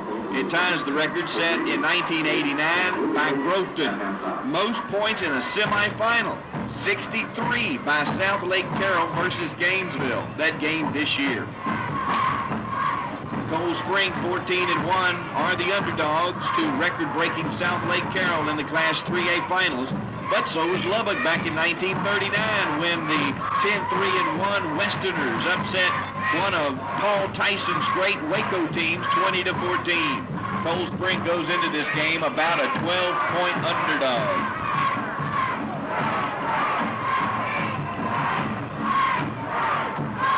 Third down and 10, ball on the 21-yard line of the Trojans. One man in the backfield. Mantooth, the quarterback. Man in motion, going to the top of your screen. Mantooth rolling around to the left. Sets, looks, throws long, got a man open, touchdown! Southlake Carroll scores again. Will Mantooth just took his time, looked around, and very calmly threw it to number 10, Dane Johnson. 175-pound junior split in. He was wide open in the end zone. It's 34-0. Southlake Carroll over Coldspring. The point after coming up. Ball's down. It's up. It's good. It's 35-0.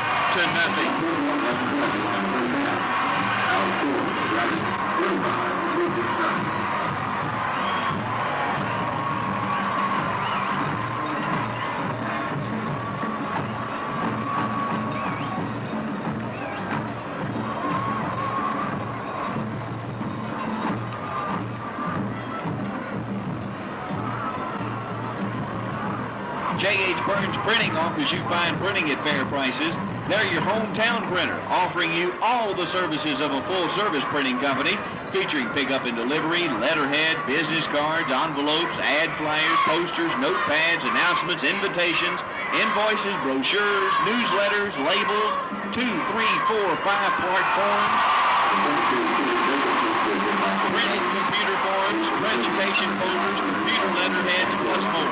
John Burns will help you create a new image you desire. Call your hometown printer, John Burns at J.H. Burns Printing, 653-3300.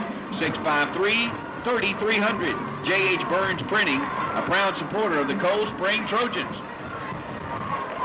1:31 left to go in the first half. Dominated solely by the Southlake Carroll Dragons. Kick goes down to the 1. Taking it up is Reese to the 15, the 20, looking for a hold, 25, 30, 35, 30, 40-yard line. Arthur Reese taking it up to the 40-yard line, and we needed that run. And actually, Coldspring needs to score and needs to score bad. If for anything else, just for their emotions. Tom, it looks mighty quiet over there on that side. Well, it's pretty quiet, brother. The cheerleaders trying to get some spirit stirred up here, but it's not a whole lot to cheer about on this side right now. Almost intercepted.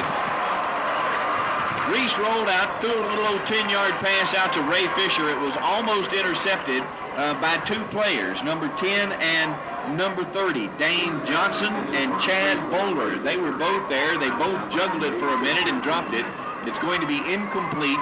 Second down, Coldspring, 2nd and 10 from their own 40. This is about the farthest they have been up the field so far. They have yet to get in Dragon territory. Rolling around the left side, throws, incomplete. It's about a yard too far. Intended for number 84, Kevin Reed, incomplete. Coldspring's first time ever in the playoffs. In 1976, they were district champs. In 1990, Coldspring's won runner-up in District 23 3A. The Trojans lost to Navasota in district play. Coldspring finished 1990 with a 9-3 record. Third down and 10 from the 40-yard line of the Trojans. Back to pass, looking, little screen pass over the middle, intercepted at the 40, 35-yard line. Down he goes at the 33. Flags go down again. It's going to be a late hit called against number 84, Kelvin Reed. Intercepted. Southlake Carroll will have the ball. The penalty, it's going to be a late hit. Reed come up from behind, made a late hit after he was already down. That's going to probably cost them 5, 10, 15 yards. So normally it should have been on the 30. They're going to move it down now to the 17-yard line.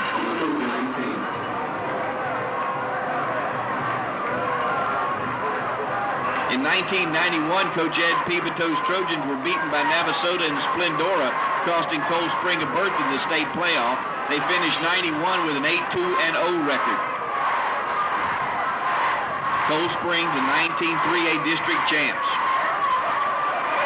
Handoff up the middle. He's at the 10, 5, 4. He's still on his feet. Touchdown, Southlake Carroll. 24. Stephen Moreland, 175. 175-pound senior scores. His feet never quit churning. He takes it in for a touchdown on an 18-yard run. The point after coming up, it's 41-0, Southlake Carroll. The kick coming up, point after. It's down. Oh, can't get a handle on it. He'll pick it up. He's looking to run it. He's at the 10, 5. He'll go down. The point after does not count.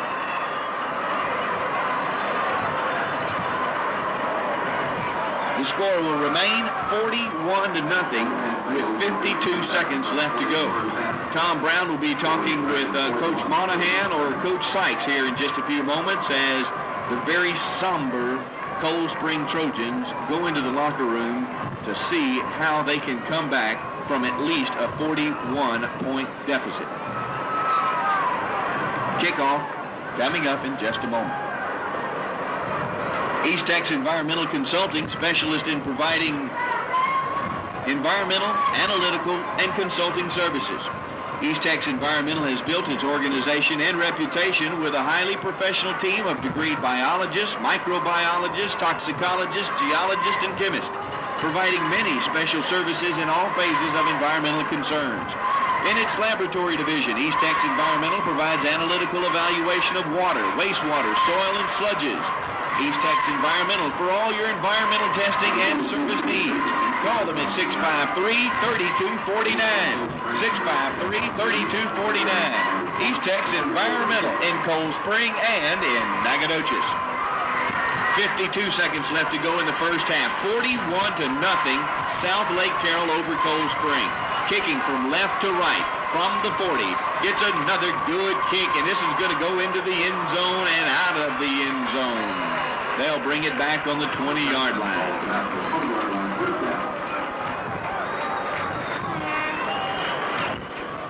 Coldspring will come to the ball with only 52 seconds left to take it 80 yards. Running a triple option, the wide veer. We have two seniors in the backfield, a sophomore quarterback. We got 2 good receivers on the flanker, 2 good wide receivers, 2 young tight ends off of the JV. We split 1 man far right. It's Parks and Fisher in the backfield. Reese looking, option play, goes to Fisher, who gets 2.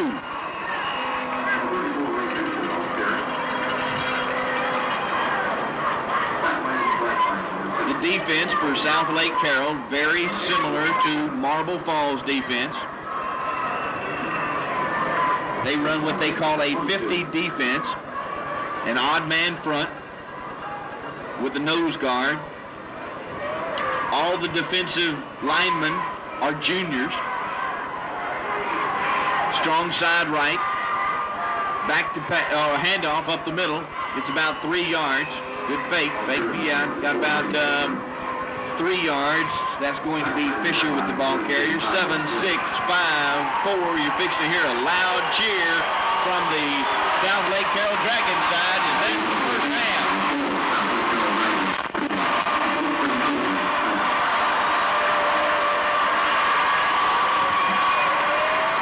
Tom, are you going to have time to grab somebody down there? Well, we're going to try to get Coach Monahan when he gets over here.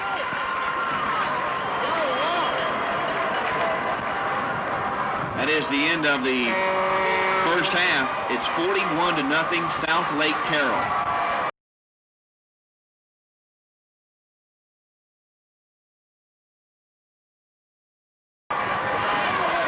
We'll be listening to the Coldspring Marching Band coming up next. And then during the band performance by Southlake Carroll, while they're performing, we'll recap some of the first half for you and go over some statistics, but we'll listen to the Coldspring Marching Band in just a few moments. We'll have this on KETX TV5 at 1 o'clock tomorrow. Also, we'll have other games, this game coming up Tuesday at 7 p.m. as well. Stay tuned to KETX Radio and TV as we bring this game back to you from Waco.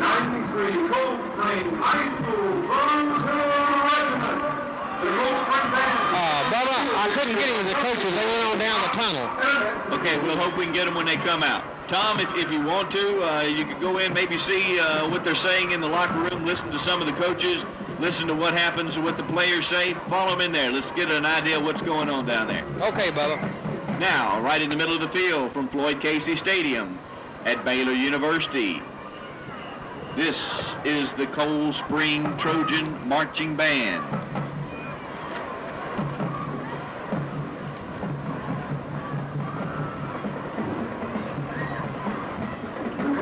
Trojans after under the field direction of Major Melody McConnell.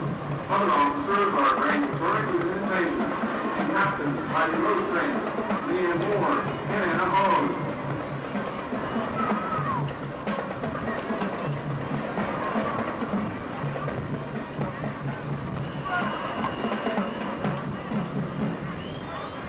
Tonight, the Trojans will perform a military routine to Fire Star.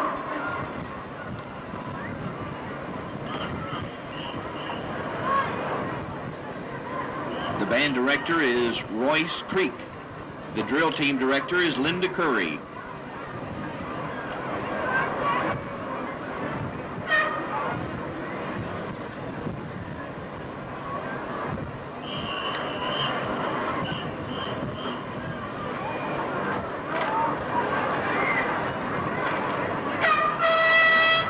Coldspring Band on the field. They got their Santa hats on. White tops, black breeches. The drill team in shiny white tops, red bottoms, all trimmed in fringe, and the drill team fixing to perform.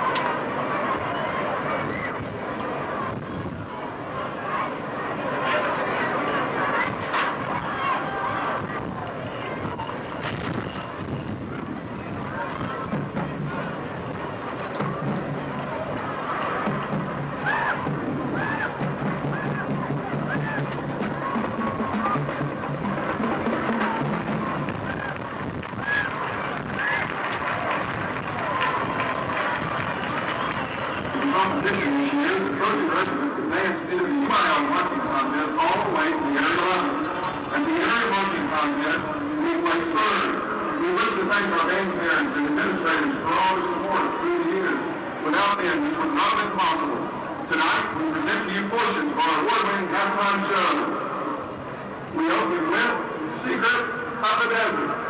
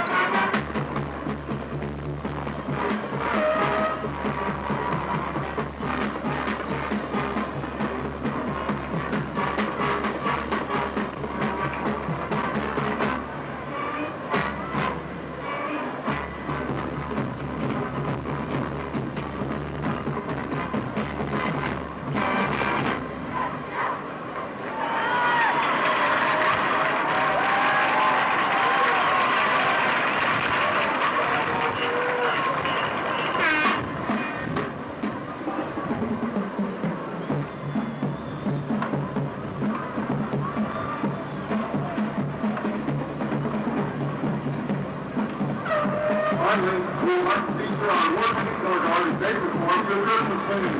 Fans want to wish all of you a Merry Christmas as we play Police Johnny Don. Our color guard captain for 92-93 is Leslie Baker. Other guard members are Patty Burke, April Brown, Karen Pratt, Susan Hayfield, and senior Michelle Thompson.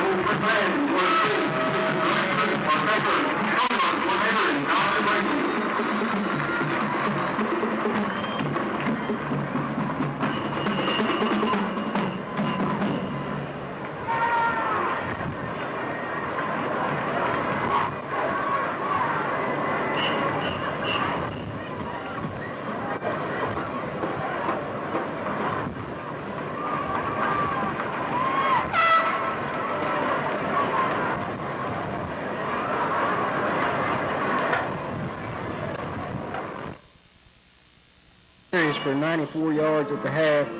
He's caught 2 touchdown passes and rushed for another touchdown.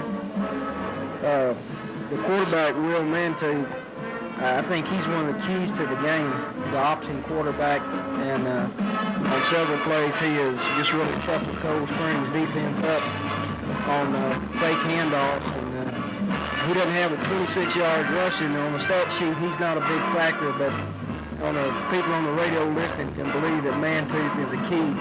I thought the key coming into the game was Coldspring linebackers' ability to handle the option, and so far they just have not been able to handle Southlake Carroll's option.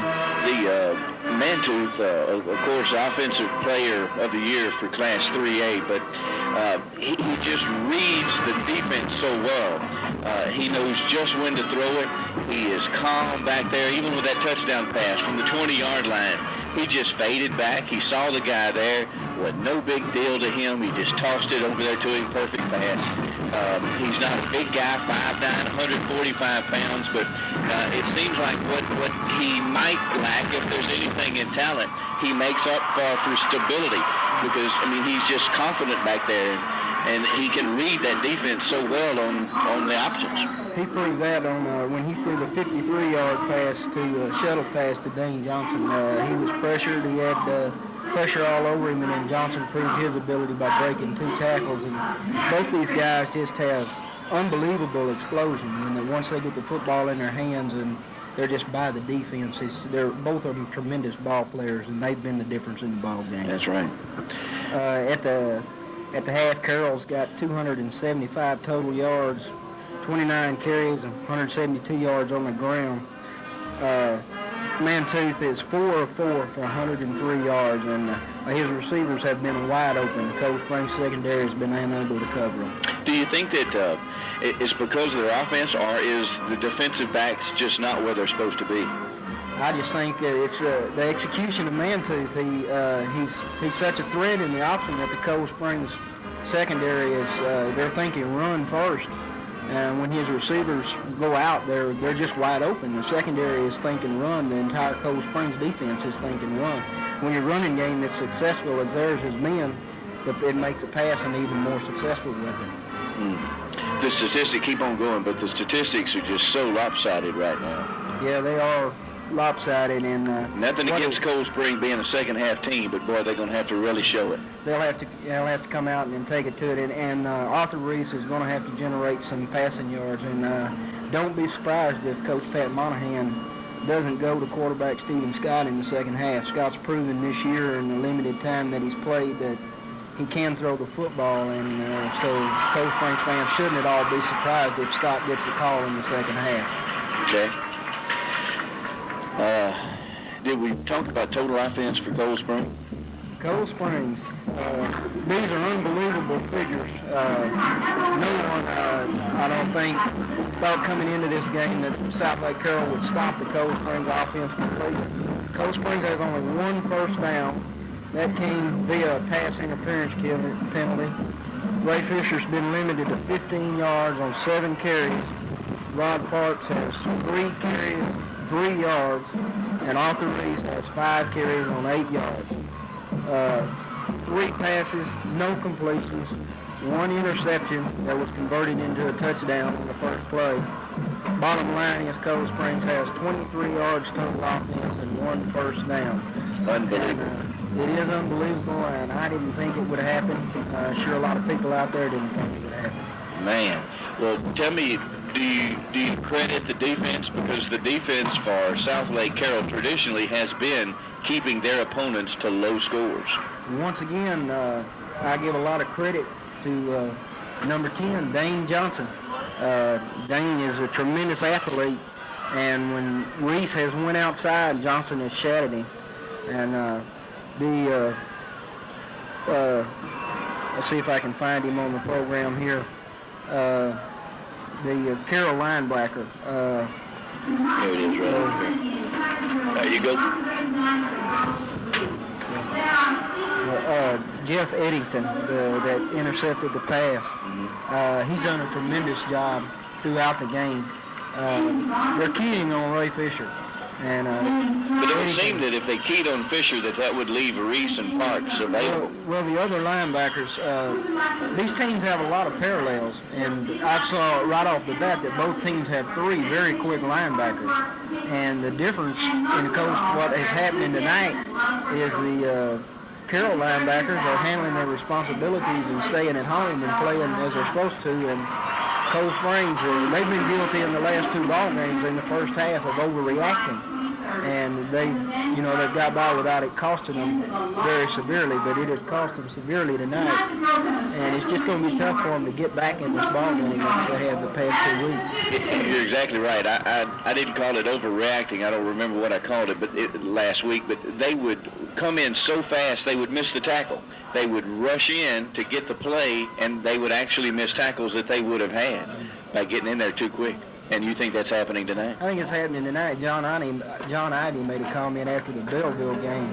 He's a defensive nose tackle for Cold Spring. In the first half that he played John Ivey's game, and he overshot the gaps. And in the second half, he played the coach's game. And he stayed at home, and he played a good game. And Don Aldridge more or less had the same thing to say. And tonight they came out, and the frustration's evident when they fell behind about 21-0. You're gonna have a tendency to try to make something happen. And I think just Cold Springs is trying to make some things happen, and it's just really costing. Okay, if you would go over the stats one more time. Let's just boggle people's mind one more time. Southlake Carroll has 29 rushes for 172 yards. There are 4 passing for 103 yards, 275 yards total offense, and another astronomical figure that we didn't say before is 16 first downs in the first half alone. 275 total offense, Like I say, it's astronomical, but for me the most astronomical figure is Coldspring's 23 yards total offense, 18 rushes, 23 yards, and no yards passing. Man, unbelievable. Well, James, as we finish listening to the band here, I want to write some of those down. I can't believe it. I got to see it on paper. I got to look at it and see if I understand this. It hasn't happened definitely this year to Coldspring. They've been, what, 300-yard teams? They're averaging about 340 yards a ball game. Like I say, you have to give a lot of credit to Carroll's defense. They have a tremendous defense, and they're a tremendous ball club on both sides of the line of scrimmage. And I had a sports writer in Dallas early in the season tell me that Southlake Carroll could win the 4A state championship. And I'm going to call him back Monday and tell him I believe he was right. Yeah, he was. All right, James. Appreciate you a whole lot. That is James Allen, sports writer, and we thank James for everything he has done. We continue to listen to the band from Southlake Carroll, and we'll be back with the second half in just a few moments. 41-0 is the score right now as the drill team is performing.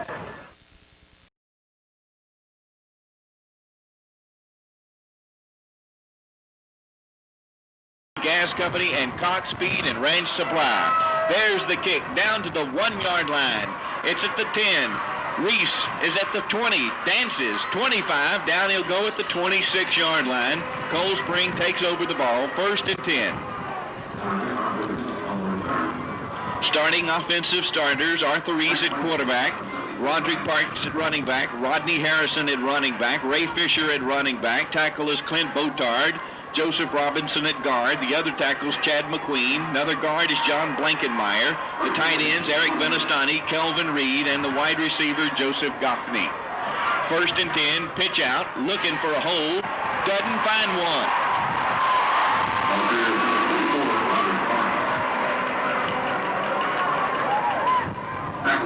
We'll see if he made any or maybe lost a yard or two. Ball originally down on the 24-yard line, and I think he's going to lose 2 yards on that. Now the ball on the 24. Ball was originally on the 26. 2nd down now and 12. Ball on the 24-yard line off Coldspring. As Tom has the crowd noise mic wireless on the other side of the field, you can tell that there's not much noise on that side of the field.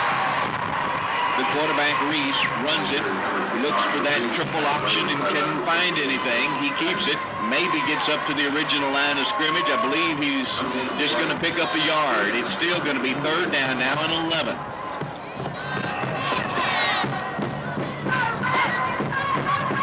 Tom, one thing I wanted to ask you, and I'll ask you in a minute, I wanted to get an update on Jarrett Turner. Senior, 6 foot, 182 pounds. He maybe hyperextended his knee in the first half. We'll get a report after this play. Rolling around to the right side. Pressure! Down he goes!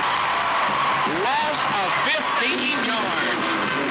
Number 24, Stephen Moreland, comes in for the tackle. Coldspring in the first half had 18 carries for 23 yards rushing. 18 carries for 23 yards rushing. Reese has thrown the ball 3 times, completed none, was intercepted once, no yards in the air. Coldspring got 1 first down in the first half. Fisher had 7 carries for 15 yards. Tom, give me an update. Tell me about Jarrett Turner. Well, I just talked with Jarrett here on the sideline, and he said he's got a hyperextended knee like we'd reported before, but he's going to go ahead and go on it. He says he feels like he can play, so he's going to try it out, probably in on the first series of defensive downs. Do you think that they're going to stay with the quarterback, Reese, or do you think that they may start pulling in Jason Scott since Reese doesn't seem to be moving the ball very well? I don't look for him to make any changes right now. Southlake Carroll is just stopping everything that the Trojans are trying to do offensively. They've just not generated anything so far tonight. Have you talked to any of the coaches when you were in the locker room, or what were some of their thoughts? Yes, I talked to a couple of coaches. they just told me how quick the Southlake Carroll bunch was, maybe a little quicker than they thought they were. Coldspring has a pretty quick team, but in the middle of the field, it was a kick, a punt from the goal line, and Southlake Carroll's going to come up with it. Excuse me there, Tom. It was a 4th down, a punting situation, and Reese was standing right about the end zone, and it was a punt down to the 35-yard line. He averages about 34 yards a kick. When Southlake Carroll caught the ball, he dropped it. There was a fumble. Everybody was all around it, but Southlake Carroll comes up with the ball. They'll have it 1st and 10 on the 36-yard line of the Trojans. They are again in Trojan territory. The ends are split far right and left. Number 38 coming in off the tackle. Got a hold. 20, 10. There's nobody to stop him. Touchdown. It is a 36-yard touchdown run. The first time in the second half Southlake Carroll gets their hands on the ball, they score. It's 47-0. One of the running backs came around, ran off the tight end position, and took it down 36 yards for a touchdown. Point after is good. It is now 48-0, Southlake Carroll in the 3rd period. Southlake Carroll, 29 carries in the first half, 172 yards rushing. Mantooth is 4 of 4, 103 yards passing. Southlake Carroll got 16 first downs in the first half. Coldspring just got 1 first down. Go ahead, Tom. Sorry I interrupted you a minute ago. Some of the coaches, their thoughts? They were talking about the quickness of Southlake Carroll. Coldspring has a very quick team with a lot of speed, but it seems that maybe Southlake Carroll is even quicker.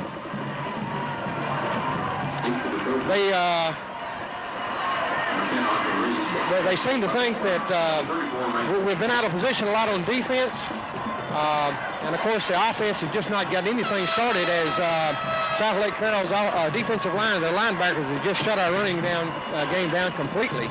You know, one thing that I thought during the first half as far as the defensive backs, I think that their Mantooth runs the option so well, they're waiting, the linebackers and the backs are all waiting to see what option is going to be run. When he goes back and throws it, or like that little shuttle pass, they're just out of position.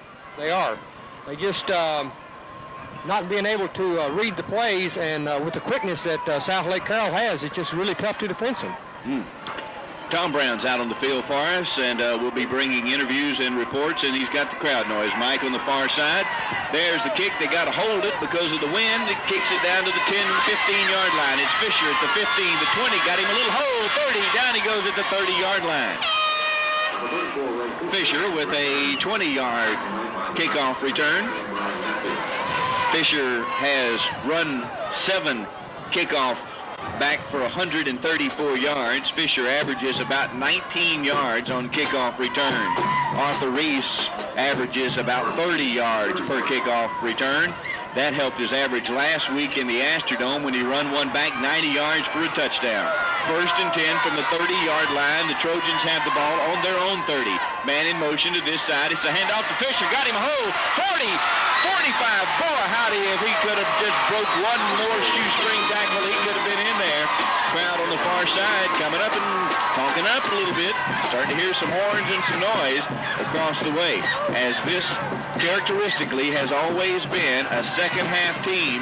Boy, howdy, are they going to have to ever show that they're a second-half team now to come back or even make a good showing. It is a 1st down and 10 now from the 47-yard line. Man in motion to this side, roll out to the right side, pitch out to Reese. He gets 1 yard maybe and is pushed out of bounds on the far side.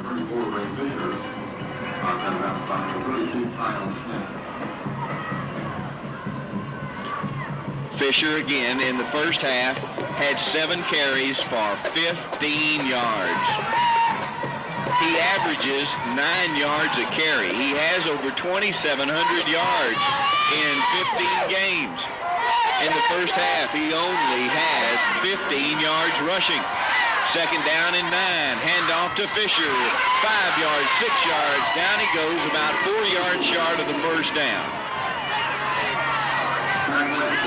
Coldspring headed right to left across your radio. They have white jerseys, white helmets, red pants, red numbers. On the left side of your radio is the Southlake Carroll Dragons. Green uniforms, white numbers, white stripes down their pants, white helmets. Coldspring going right to left. Right now we're about midfield, right on the BU, Baylor University at Floyd Casey Stadium at the Class 3A Finals. One man in motion coming this way. It's a handoff to Fisher up the right side. 5 yards, 6 yards, got the first down, still going. He might get about 6, 7 yards out of it.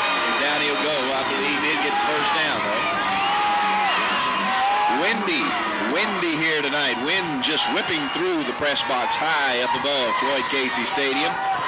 We don't have any more drizzle. It's just a good cold wind. I believe we have that northern wind now blowing in on us.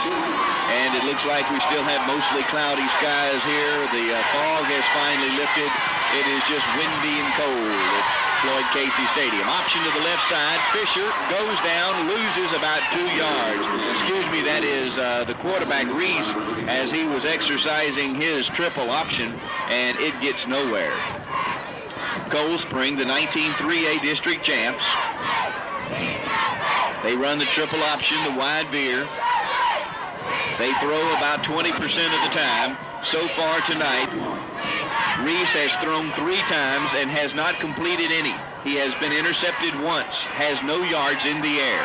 Strong side right. It looks like he's going to throw now. Rolling out to the right. Got a little pressure. Throws it way over his head. I think we got a flag, and I think we're going to see defensive interference against Jeff Croy.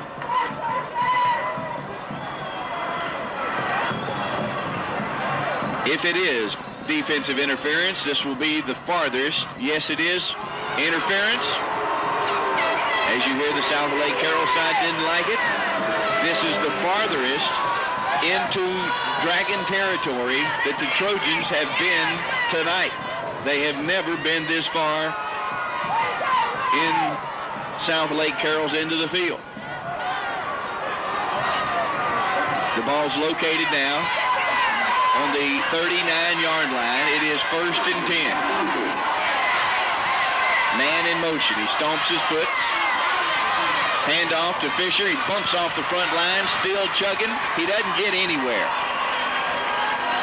The quarterback, Reese, stomped his left foot down, setting number 82, Leonard McKinney, in motion to the top of your screen. It was a handoff to Fisher. He hit the front line, bounced back, kept his feet moving, and was tackled again after that, and a loss of a yard. 2nd and 11. Ball's on the 35-yard line of Southlake Carroll. Coldspring with the ball. Reese, the man under. Parks and Fisher in the backfield. Option coming around the left side. Reese still has it. Runs into about 4, and down he goes. Green all over him. Number 10, number 32, and number 84. Dane Johnson and Todd McGarth, the leading tacklers.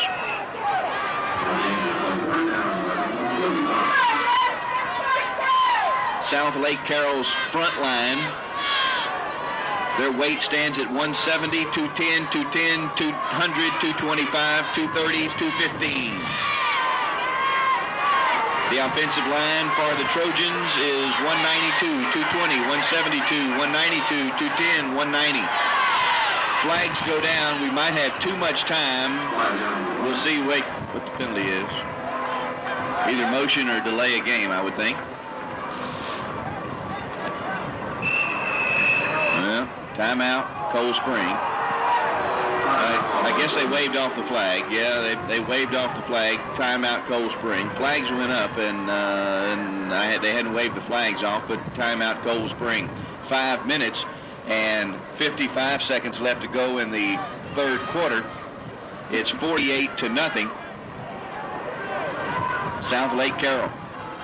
We'd like to thank Indian Creek Grocery and Marina, Julie and Jerry, for being a proud sponsor of the Coldspring Trojans. If you like family outings, like taking the family out camping on Lake Livingston, got a beautiful place to camp, beautiful view of Lake Livingston. If you like bank fishing where your kids can catch perch and crappie and catfish galore, and crappie fishermen, you might want to start going out there, call Jerry or Julie and say, man, can I come out and bait me a hole and maybe take your Christmas tree out there and get you a favorite crappie hole, because it is by far one of the best on Lake Livingston crappie fishing spots.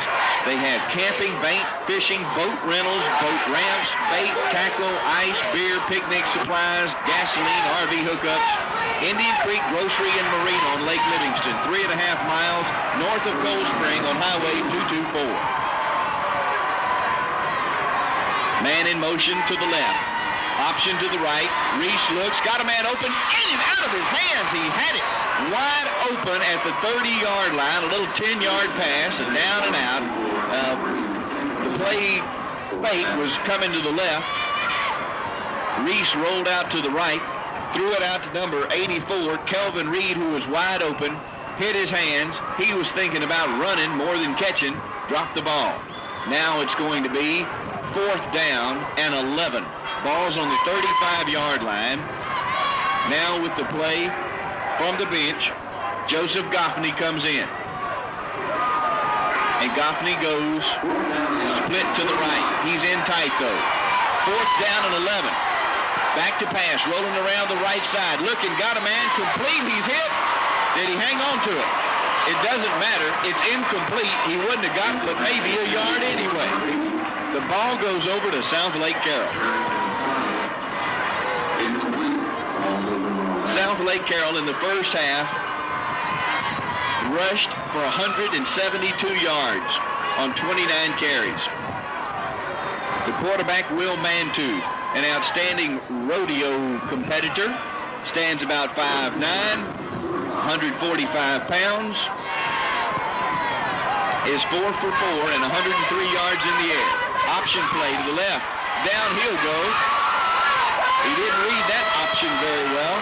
Tackled there by number 62, Jeff Major, who's 5'10", 166 pounds. 5:26 left to go in the third quarter. It's 48-0, Southlake Carroll over Coldspring. Number 9, Kirk Hollyfield, goes far right. Strong side left. Mantooth looks, shuttle pass. Nothing. Maybe loses a yard. Shuttled it to number 38, Brent Bonsack, 175-pound running back. That last shuttle pass they made was good for about a 30-yard touchdown run. Can you believe the rushing? Southlake Carroll with 172, Coldspring with 23. That's in the first half. Fisher only has 15 yards rushing. He normally gets 200.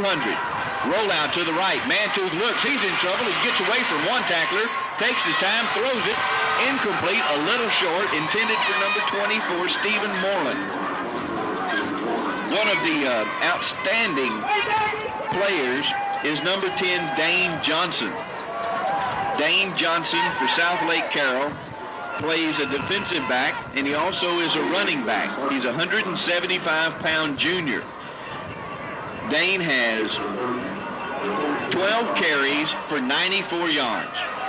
It's 4th down and 13 from the 32. They'll be punting on 4th down from about the 25. It's taken at the 35, and down he'll go, swarmed in green at the 36-yard line.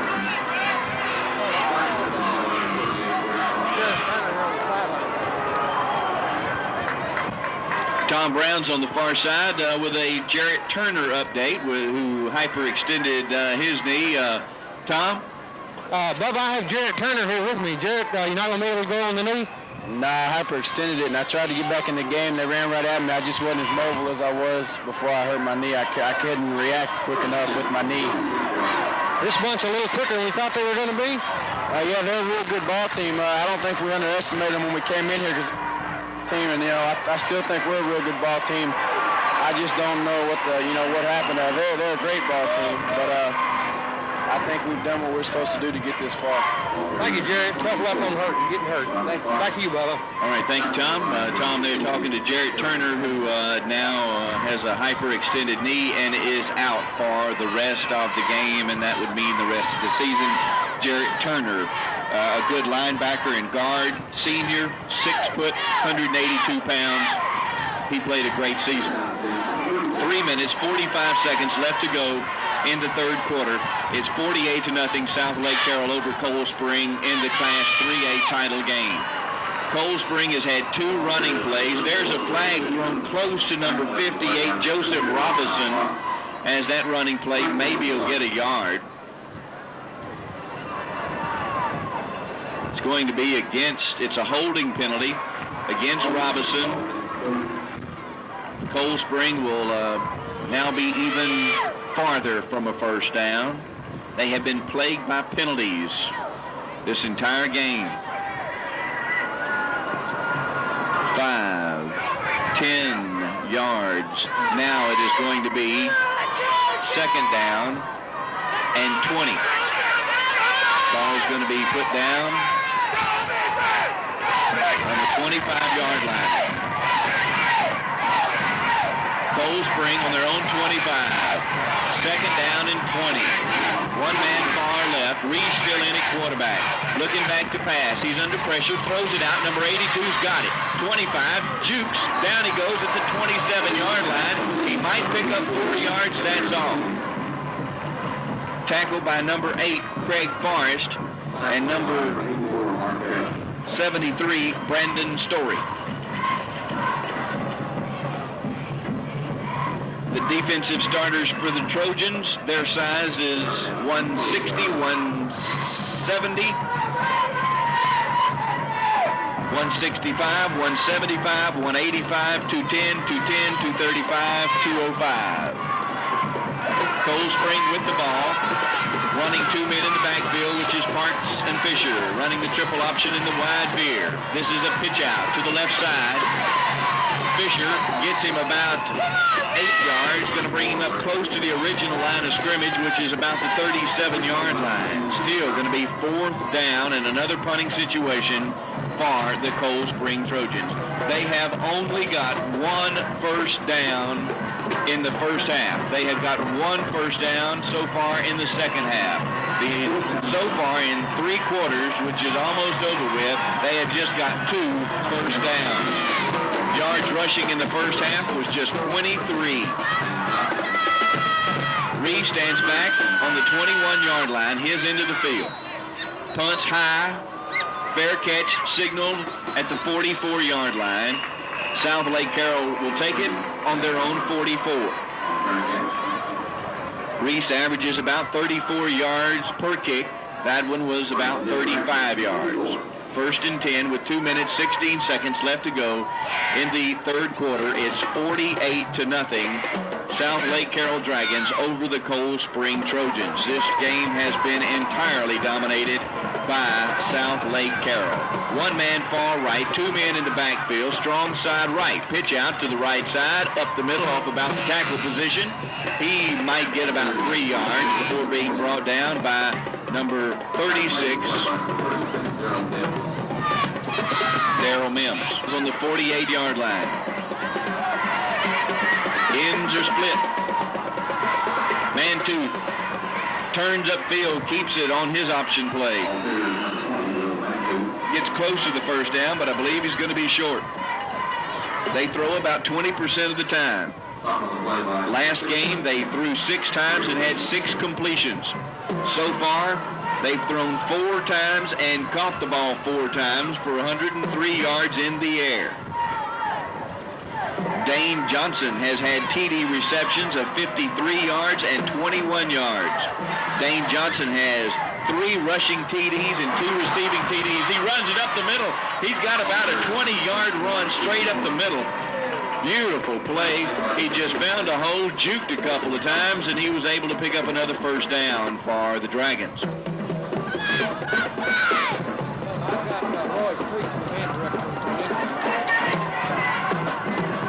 Coming up in just a few moments, 24 looking for a hold. Flag goes down. Probably going to be a holding penalty, maybe.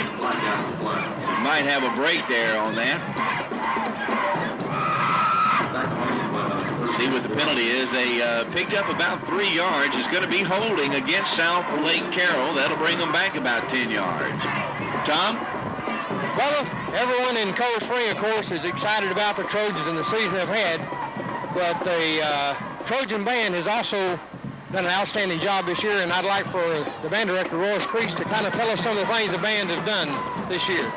Well, the band is advanced into the UIL marching contest system to end up placing about in the top 20 in the state of Texas.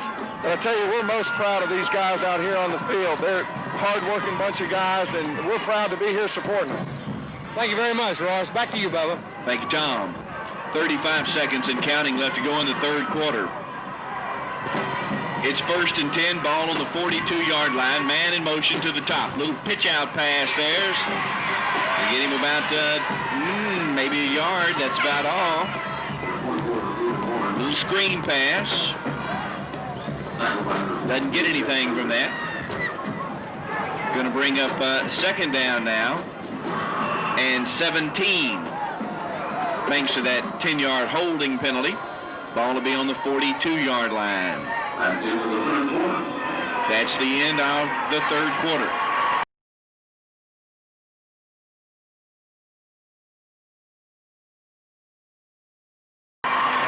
Well, Tom, I really hadn't seen any big difference. I just think that this Southlake Carroll team is just by far the better team. I think you're right, Bubba. I don't see a lot of difference. I think our kids are still playing with a lot of heart.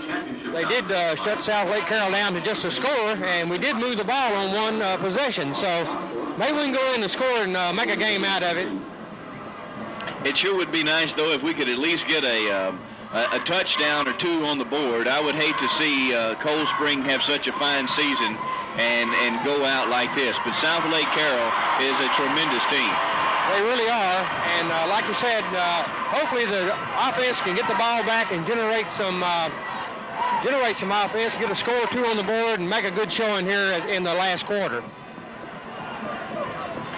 We are in the last quarter, fourth and final period of the Class 3A state championship, totally dominated by the Southlake Carroll Dragons. Southlake Carroll is located just a little bit northeast of the Dallas-Fort Worth Airport. Strong side right, wishbone formation. Will Mantu, 3A Offensive Player of the Year in the back at quarterback. Pitch out just at the right time. He looking, switch and field. He's in trouble now. He's back to the 50. I bet that's a flag for a face mask, and down he'll go. That was number 86. Joseph Goffney bringing him down and also getting the penalty. Face mask.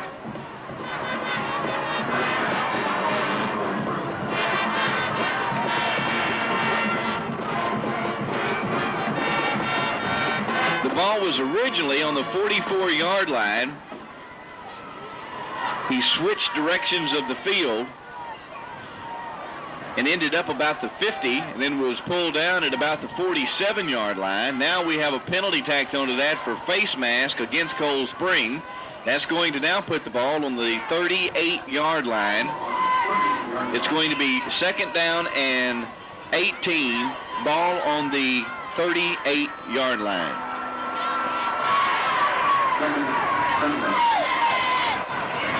Pitch out right side. He's at the 40, 35, 30, 25, 20. He's gone. Touchdown. Number 24, Stephen Moreland. A 38-yard run. Whoa, do I see a penalty?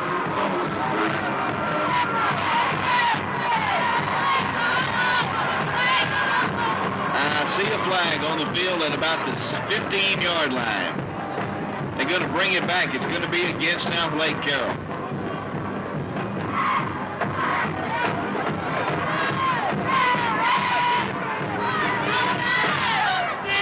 They're bringing it back. Clipping. Dragons.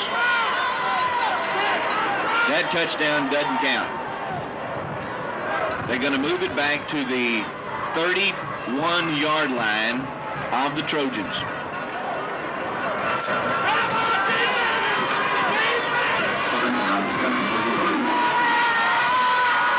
ends are split. One man in the backfield now. They're out of the wishbone. Man in motion. Option play. Man two keeps it. He goes down.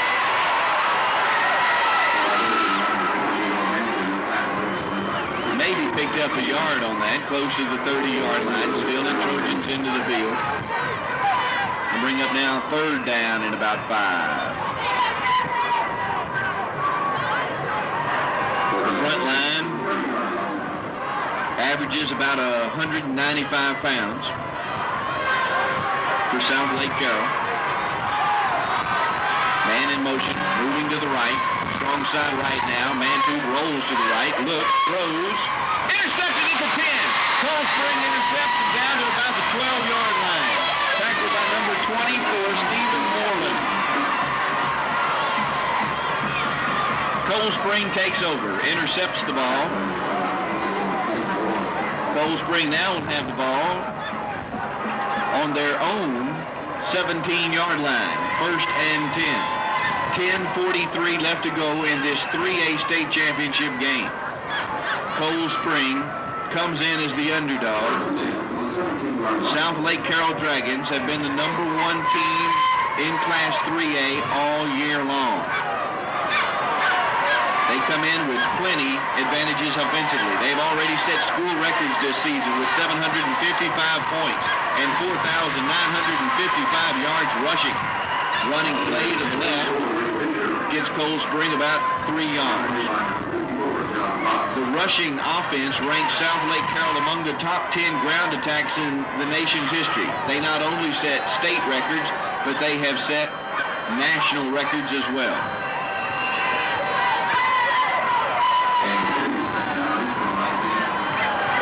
I'll give you some scores that Southlake Carroll and some of the teams they've played this season.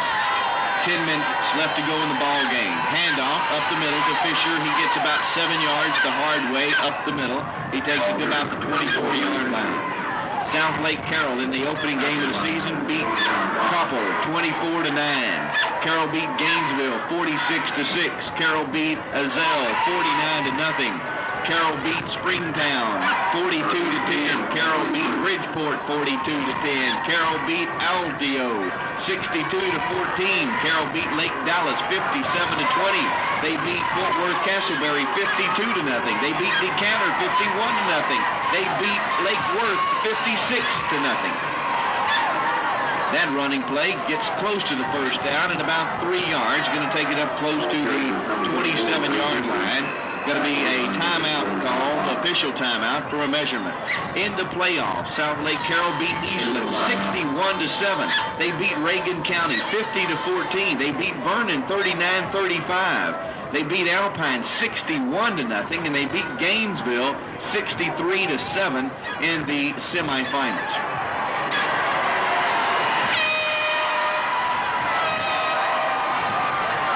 First and 10, Coldspring. Ball on the 27-yard line. I'll tell you Coldspring's teams that they beat in just a minute. First and 10, ball on the 27. Coldspring with the ball, moving left to right. It's a handoff to Fisher. He's got a first down, 40, 45, close to the 50-yard line. He picks up his longest of the night. He come out of his first half, flags down on the field. He come into the first half with only 7 carries for 15 yards. That one right there surpassed what all he did in the first half. Penalty is going to be against Southlake Carroll. Ball right now is on the 47-yard line. 5-yard penalty for unintentional space mask. Puts the ball in the Dragons into the field on the 48-yard line. First and 10. Starting offense for Coldspring, still the same as it was in the first half. I'll tell you that next. First and 10, Parks and Fisher in the backfield. One man far left. Handoff to Fisher, 5 yards, turns, gets 6, maybe. Arthur Reese is 5'11", 160 pounds, starting quarterback. The fullback is Ray Fisher, 6'1", 194 pounds. Tailback is Roderick Parks, 5'11", 172. The tight ends are Kevin Reed, 6'1", 170, and Eric Benestani, 6'1", 190. The centers, Clint Botard, 6'2", 215. The left guard is Joe Robinson, 5'10", 171. The left tackle is Ed Spiller, 5'9", 225. The right guard is Chad McQueen, 5'11", 192. The right tackle is John Blankenmeyer, 6', 212. And the end is Joe Goffney, 5'10", 150 pounds. Nowhere, Green just covers that running play. It maybe loses a yard. On the ground, Coldspring has been stopped dead in his tracks throughout the entire game. The run just a few moments ago by Fisher was by far the longest that we have seen tonight. Coldspring has yet to complete a pass, 3 attempts, no completions, 1 interception, no yards in the air. In the first half, 18 carries, 23 yards rushing. Number 86, Joseph Goffney, splits far right. 1 man in the backfield, rolling around to the right. Reese looks, pumps, throws, got a man complete at the 35-yard line, and he's down. First down, picked up there of 22 yards, complete to Ray Fisher. Ray Fisher so far in receiving has caught 7 passes this season for 118 yards with an average of about 17 yards. That one goes up for about 22 yards. That's the first completion tonight for Arthur Reese. Number 82, Leonard McKinney, goes far left, top of your screen for you on TV. You can see this game Sunday and Tuesday on TV5. Option play, Reese keeps it, nothing, down he goes. Tackle there by number 10, Dane Johnson. And Dane Johnson is awesome. I don't believe Dane Johnson made the All-Star team or made the Class 3A All-State team. Quarterback Will Mantooth, 5'10", 155 senior, is the Offensive Player of the Year and quarterback of the first team. Lineman Steve Moreland, no he didn't. And I believe he's one of the best players on the team. Halfback Dane Johnson, more about him in a minute. Back to pass, long bomb down the field, incomplete. That ball was thrown at the 45-yard line all the way down to the 5-yard line. Incomplete pass. Dane Johnson carried the ball in the first half 12 times for 94 yards. He has 3 rushing TDs and 2 receiving touchdowns. He has had runs for 13 yards, 1 and 2 yards. TD receptions of 53 yards and 21 yards. It's 3rd down and 12 on the 39-yard line of the Dragons. Running play up the middle gets him about 6. That's about it. Close to the 30-yard line. Going to bring up 4th down. Coldspring has played Port Arthur Austin. Won that 28-23 in the first game of the season.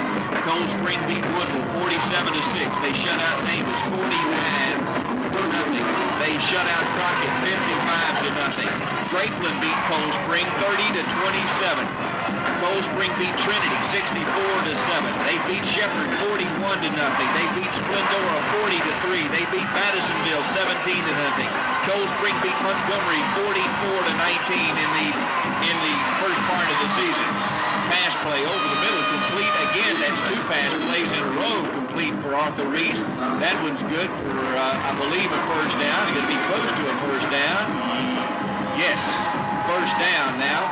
Ball's located on the 26-yard line. Coldspring may score here. In the playoffs, Coldspring beat Center 39-18. They beat Robinson 49-6. They beat Columbus 31-14. They beat Belleville 20-17. They beat Marble Falls 32-29.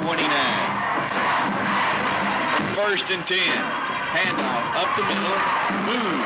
Hit that ball. Down he goes. Hit there by number 96. Nope, that's 76. Hamill Ryan Miller. Bubba, I can get an interview with Janice Peveto because we'd like to put her on here on the sideline.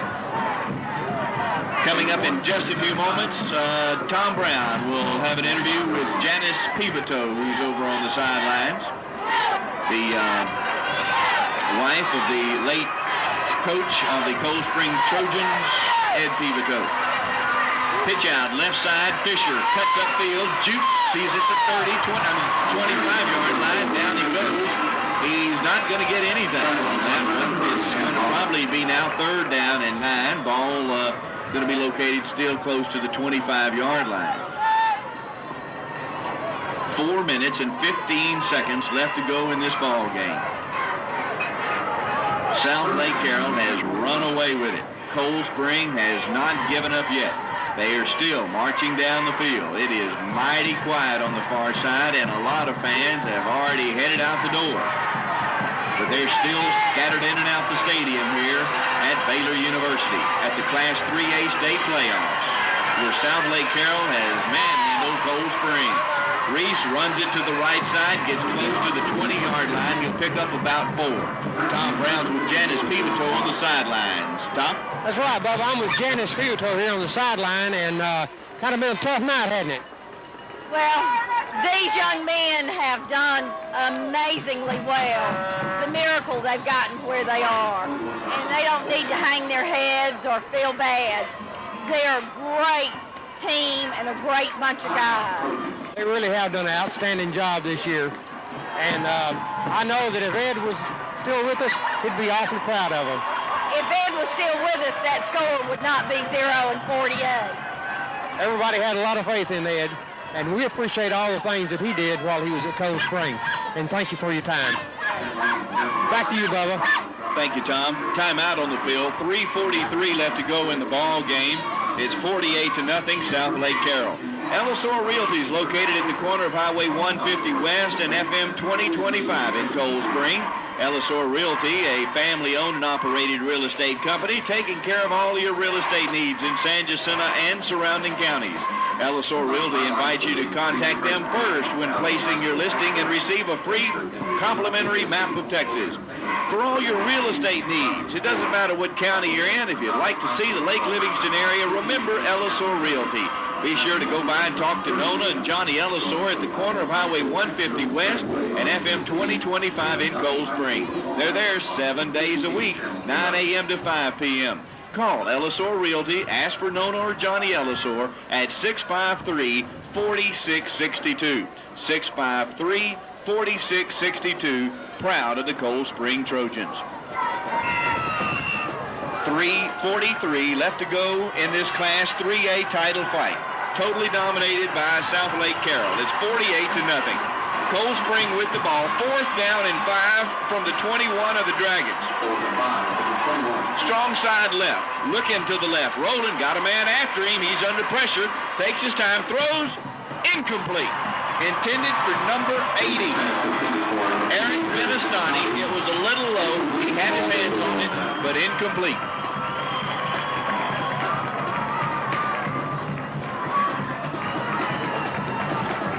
Southlake Carroll defense holds. They run a 50 front, similar to Marble Falls. They have great depth. They have a lot of players. They move players in and out a lot. They are diverse by formation now on offense. They average about 225. Well, they have been about 225, 230 on the front line. They have good plays that they run in a row. Then they adjust their formation and run other plays.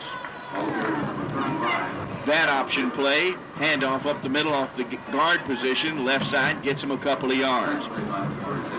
They got 3 good backs. Their quarterback is very effective. They run the option and the power sweep. But the quarterback, man-tooth, lacks in talent. He makes up for in determination. He gets the most out of his plays and his players. He reads the defense extremely well, and he makes smart decisions. Working out of the wishbone, man-tooth at 5'10", 145 pounds, hands off to the running back, gets him about 4 yards up the middle and no more. 2 minutes and 52 seconds left to go. This game has been won by Southlake Carroll. We got about 3 minutes left. A lot of the fans still sticking here in the stadium. but then again, a lot of them are starting to head out the doors. Again, as Janice Peveto said, there is nothing to be ashamed about. This team has done a tremendous job. The first time they have ever made it in the state playoffs. Wishbone formation, strong side right. Mantu going to the right. Reaches out his hand, grabs the back of the jersey, and is able to pull him down. Number 79, Derek Wyatt.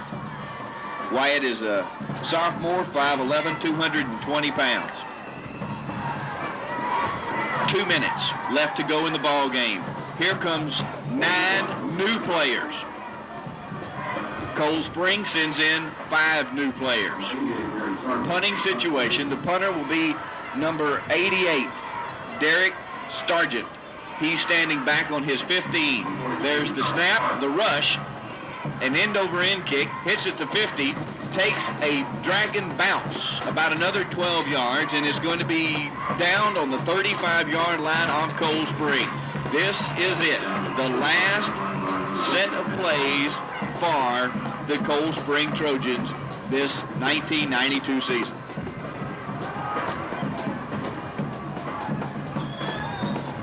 Coldspring won district championship in '86.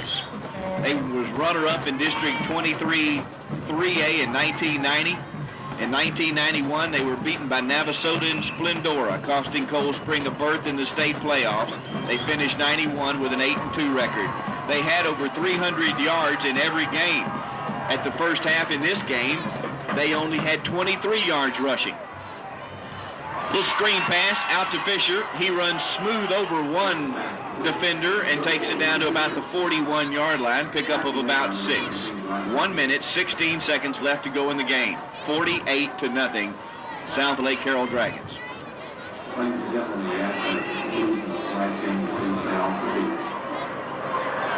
Their last game in the semifinals, Southlake Carroll beat Gainesville 63-7. This is their second state championship game in their school history. They won it in 1988. Long pass down the field. Oh!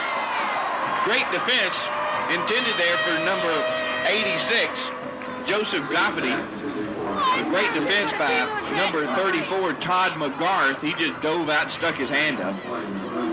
As I was saying, in 1988, Southlake Carroll won the state championship. The last 3 years in a row, they were in the semifinals. Whoa, they dumped that cold ice water on head coach Bob Ledbetter. Woo! That was cold, wasn't it, Coach? Bob Ledbetter has been coach of Southlake Carroll for the last 14 years. Man in motion, coming to the bottom of your screen. It's going to the right. Looking to throw. Throws. Got a man open, complete at the 50, the 45, the 40.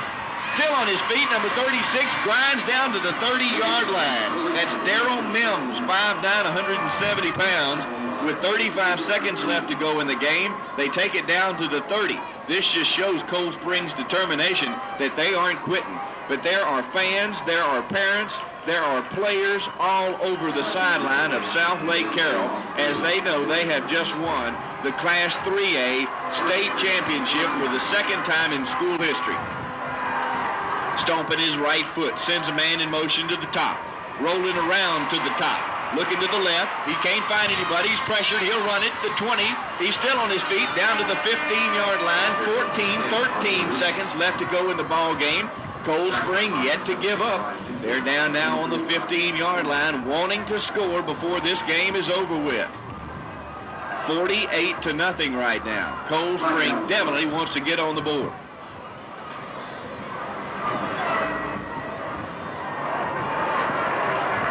The Southlake Carroll Dragons, 15-0 going into this game, ranked number 1 all season by the Associated Press.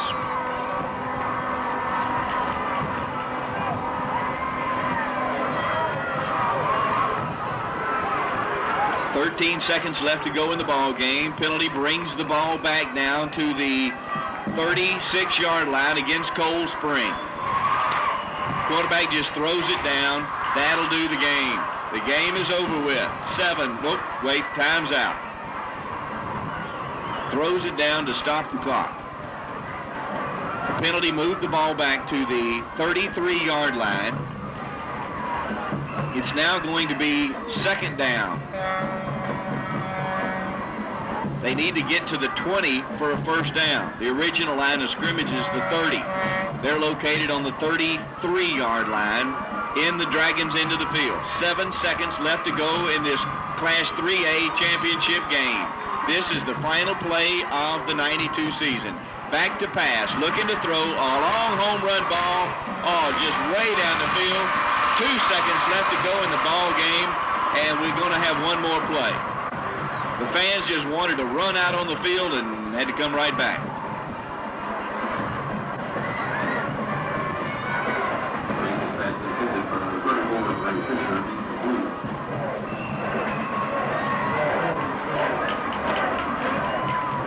Two seconds.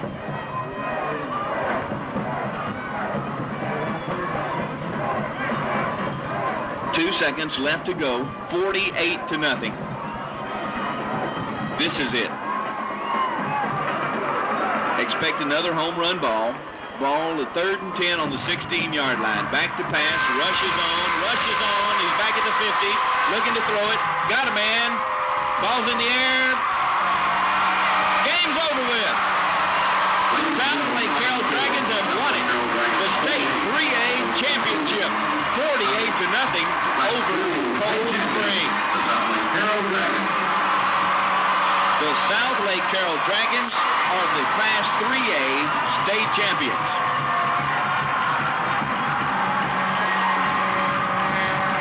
The band, the fans,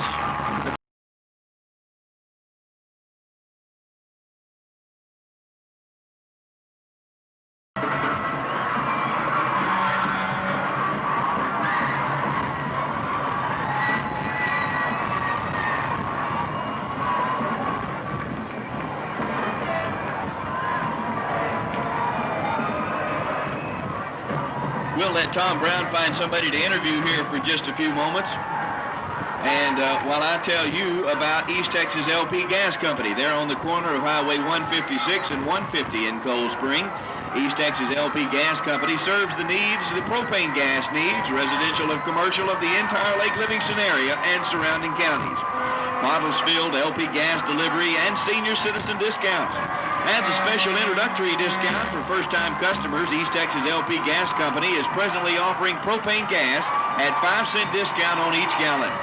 With the cold weather here, be sure to get to East Texas LP Gas Company to fill your tank at this special introductory price. Be sure to go by or call and introduce yourself to Danny Lamb at East Texas LP Gas Company on the corner of Highway 156 and 150 in Coldspring. Their telephone number in Coldspring is 653-3080, 653-3080. In Cleveland, the number is 713-592-4950, 592-4950. They're open Monday through Friday, 8 a.m. to 5 p.m. Saturday, they're open 8 a.m. to 12 noon. That's East Texas LP Gas Company. Call them at 653-3080. East Texas LP Gas on the corner of Highway 156 and 150 in Coldspring. Tom? Yes, Bob, I'm here on the field, and I've got Ray Fisher here. And right now, Dr. Forney is talking to the team, and maybe we can get Ray on here in just a second. Here he is. Ray, fantastic season, guy, and congratulations on making All-State. All right, thanks. Kind of a tough game tonight, wasn't it? Oh, yeah, it was a good team. We just started out again like we did the last 2 weeks. You know, we couldn't come back on them. They was already here, so, you know, we just played, you know, just to try to get back in the game. You know, we had fun, and we just glad to be here. You guys had a fantastic season. We appreciate it. Thank you. All right, thanks. See if you can, Tom, go right in the middle of that. Just make your way through there and see if you can get up next to Mr. Forney, who's the athletic director for UIL, who's presenting the runner-up trophy and medals to the Coldspring Trojans. Make your way through there, Tom, and I'll keep your mic on. See if you can get up and put that microphone up there to whoever's talking. Thank you. Thank you, Coach. Bobby, that was Dr. Bennett, the superintendent, accepting the trophy for second place and thanking the kids for an outstanding job. Over on the left side of the field is the Southlake Carroll Dragons and their fans and parents, and the band now playing the school song. Tom, if you can get over there to the school song of Southlake Carroll, they're playing that now, and then Coldspring school song.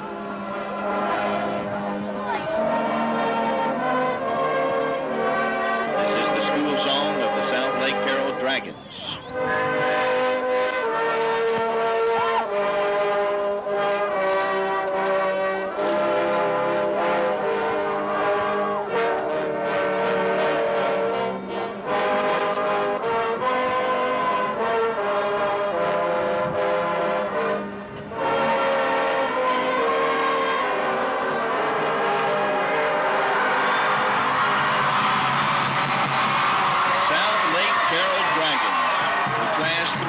State champions. Now as Tom makes his way over to the middle of the field, headed over to the Coldspring side, I believe we're going to have the school song of the Coldspring Trojans coming up next. And Tom, if you pass anybody after the school song, just make your way through there and interrupt me anytime you want for any interviews, or talk to whoever you want to while you're down there.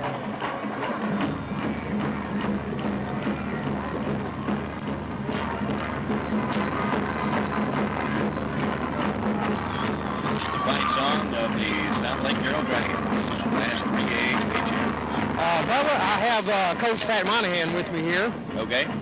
Pat, tough game tonight. Yeah, it certainly was. Probably there's no ifs, ands, or buts about it. Southlake Carroll had the better team. Their offensive line came off the ball real well, had good size, very disciplined. They didn't make a lot of mistakes. Their defensive line held us up at the line of scrimmage all night long until the very end of the second half, and my hat's off to them. They're a great group of athletes, great group of individuals. I guess you don't get as far as either team got without being good young men and disciplined, but they just showed that they're a better football team than us. I don't think our kids ever gave up. I don't think our kids ever quit. If you get beat by a better opponent, that's going to happen to you in life. No matter what happens, sometimes you're not going to win. I wish it could have turned out differently, because our kids fought hard all year long to get to this point, and there's really no losers as far as getting to the state championship. I wish for our kids it could have turned out better, and I wish for Coach Peveto it could have turned out better. But it didn't, so you have to go on and carry on, and there's going to be a sun coming up tomorrow, even though I don't really feel that way right this minute. And our kids are going to bounce back. Youngsters have a lot easier time of bouncing back, I think, than adults do sometimes. And we've got a tremendous group of young athletes. I'm proud of each and every one of them. Well, I tell you, Pat, our hats as a community off to you and the rest of the coaching staff and the players for an outstanding season. Our kids went through a lot of trying times, I'm sure, and they came out on top. We're proud of them. Well, I appreciate that. I don't know if there's a whole lot of adults that have gone through as much adversity, as much trying times as some of our youngsters did this year. It's a credit to their maturity level. It's a credit to Coach Peveto as their teacher. I think our assistant coaches did a heck of a job. I just can't say enough about our kids. That's why we're here, is for our kids. And when they're 25 and 35 years old, something bad's going to happen to them in life. I hope in a way this is the worst thing that ever happens to them. If it is, then they'll have a pretty good life, you know. But something negative is going to happen to them, and just learning how to cope with this season and is going to help them get over the hump, I believe. So I appreciate all the fans of Coldspring and the surrounding areas. We've had people from all over East Texas support us, and I appreciate that so much. And I guess people know where Coldspring is now. And so now we've established a tradition. We need to keep working hard to keep that thing going. And we've got a lot of young kids that are going to work hard to continue what we've started. So there's only one thing missing here tonight, and I wish he could have been here to see all this, but his memory lives on in all of us. As long as you do right and take care of your business, then he always told me the scoreboard will take care of itself. Well, you know, we didn't execute as well as we probably should have tonight, and the scoreboard didn't take care of itself. But our kids have nothing to be ashamed of. They're just the greatest group of kids I've ever been around. But as far as the adversity is concerned, I think it'll make them stronger people for it as they go through life. Okay, well, that was Coach Pat Monahan. Thanks a lot, Pat. We appreciate your effort, bud. Thank you, Tom. Okay, Tom, make one more quick commercial break here while you try to round up a few more people that you could talk to, whether they're fans or whether they're players or coaches. I'll check back with you in just a second. I wanted to tell you about Basie's Quality Automotive. If your car is sick, you need to take it to Tim Basie. They're conveniently located between the courthouse and the high school in Coldspring. Tim Basie is ASE Master Certified, and you really do get automotive service excellence when you take your automotive needs and repairs to the very capable team at Basie's. For all your automotive needs, be sure to consult with Basie's first. Tune-ups, engine repair and replacement, certified air conditioning and heating service, transmission service and repair, rear axle service and repair, and electrical repair. For friendly service, quality work, and very competitive cost, be sure to call or go by and talk to Tim Basie at Basie's Quality Automotive. They're there Monday through Friday, 8 a.m. to 5:30 p.m. Call them at 653-2020. 653-2020.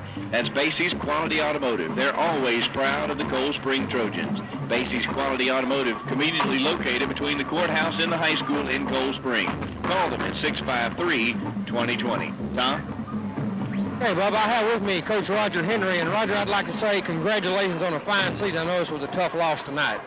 Well, it sure was a tough loss. We thought we could play with these guys, and we thought we could beat them, but we didn't prove it tonight.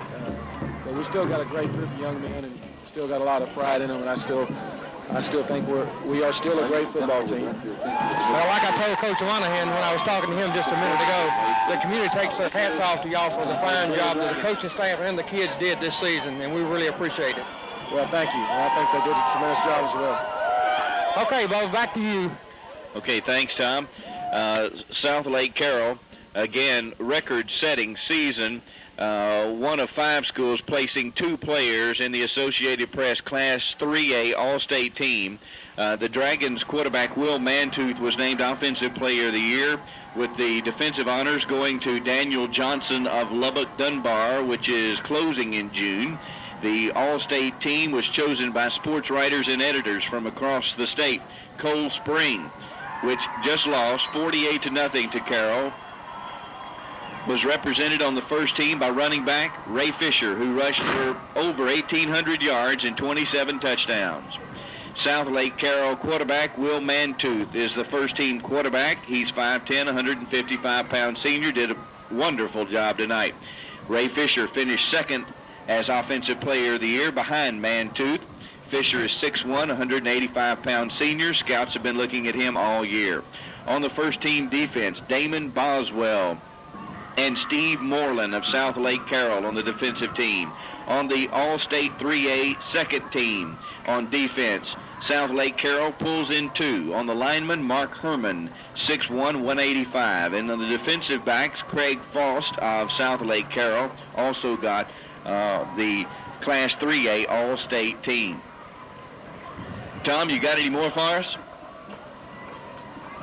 No, Bob, I couldn't get anyone else. I'm coming up toward the press box to you. I would just like to say from the community that they appreciate KETX for the coverage and all the support they gave the Trojans during the season. And our hats off to you for that. Thank you, sir. And I appreciate all you've done for us here in the last few games. Tom Brown's done a good job for us with the wireless mic out on the field, and we thank him all for that. Holiday Shores Marina and Cafe on FM 224, extremely proud of this Trojan team. Royce and Mary Eubanks have had that Trojan spirit all year long. Holiday Shores Marina and Cafe is only 0.7 of a mile off of Highway 156 and only 8 miles north of Coldspring. If you are looking for a beautiful, clean rental cabin, beautiful A-frame cabins right on the water, you need to get your pen and paper handy. If you're looking for real estate, you might call Royce. If you're looking for good food, it's at the Holiday Shores Cafe. The Holiday Shores Marina and Cafe has gas, wet and dry storage, boat launch, bait, beer, tackle, picnic supplies, also waterfront rental cabins, and RV hookups. Beautiful RV spots on Lake Livingston. Reservation services are open 7 days a week. The Holiday Shores Marina and Cafe, open now 7 a.m. through 9 p.m. Wednesday through Sunday. They serve breakfast all day, lunch and dinner too. They specialize in Mary's Home Baked Sourdough Cinnamon Rolls, hamburger buns, and dinner rolls. Holiday Shores Marina and Cafe is waterfront accessible to the boating public and is on the end of Old 224 for you drivers and boaters. Go by, enjoy home-cooked food and hospitality at Holiday Shores Cafe on beautiful Lake Livingston. For reservations, call 409-377-2696. If you'd like one of those waterfront cabin rentals, if you need to call for information about hours of their motel, of their cafe, or anything that you'd like to know about Holiday Shores Marina and Cafe, call 377-2696. 377-2696 for reservations. And don't forget the Thursday special. It's all the catfish that you can eat for $6.95. We'd like to thank all of our sponsors who made this possible. The Trojan sponsors who've been following us throughout after the district championship win. We'd like to thank Stubby's Convenience Stores, McMurray Insurance Agency, All Wood Products, Holiday Shores Marina and Cafe, East Tex Environmental, Ellisor Realty, Pacey's Quality Automotive, Indian Creek Grocery and Marina, Suds and More Car Wash and Washateria, J.H. Burns Printing, East Texas LP Gas Company, and Cox's Feed and Ranch Supply. You'll hear some more of their commercials throughout the evening this evening and tomorrow and most of Monday and some of Tuesday. So when you hear these commercials, make sure you go by and pay them a visit. Thank them for bringing you the live broadcast of the Coldspring Trojans as we finish up here in the state playoffs from Baylor University. Still in the middle of the field, we have, I don't think they want to leave. I think if they would let them spend the night here, I think Southlake Carroll would sleep right there on the 50-yard line. They have not moved. They're all huddled around, just hugging and congratulating one another. And the Coldspring side is now down to about 20 people as everybody's starting to head off the field. Southlake Carroll Dragons are the 1992 Class 3A state champions. It's been a wonderful year for the Coldspring Trojans. Thank our sponsors for making all these broadcasts possible. Join us here on the radio as we give you the times of the games coming on TV. We do hope that we will have tomorrow at 1 o'clock scenes, if not more, of the game at 1 o'clock Sunday on TV5. As we have all the interviews that we talked to all evening long this evening, we'll have all of that for you coming up at 1 o'clock tomorrow on TV5. Also, we look for getting another tape. Another film crew of Laurel Communications was here, and we should have them coming up Tuesday at 7 o'clock as they also taped a game for us, and we'll have all that all week long on KETX TV5. I'm Bubba Haley for the entire crew here at the state championship 3A game where Southlake Carroll beat Coldspring 48-0 from Floyd Casey Stadium at Baylor University in Waco. I'm Bubba Haley for KETX Sports. So long, everybody.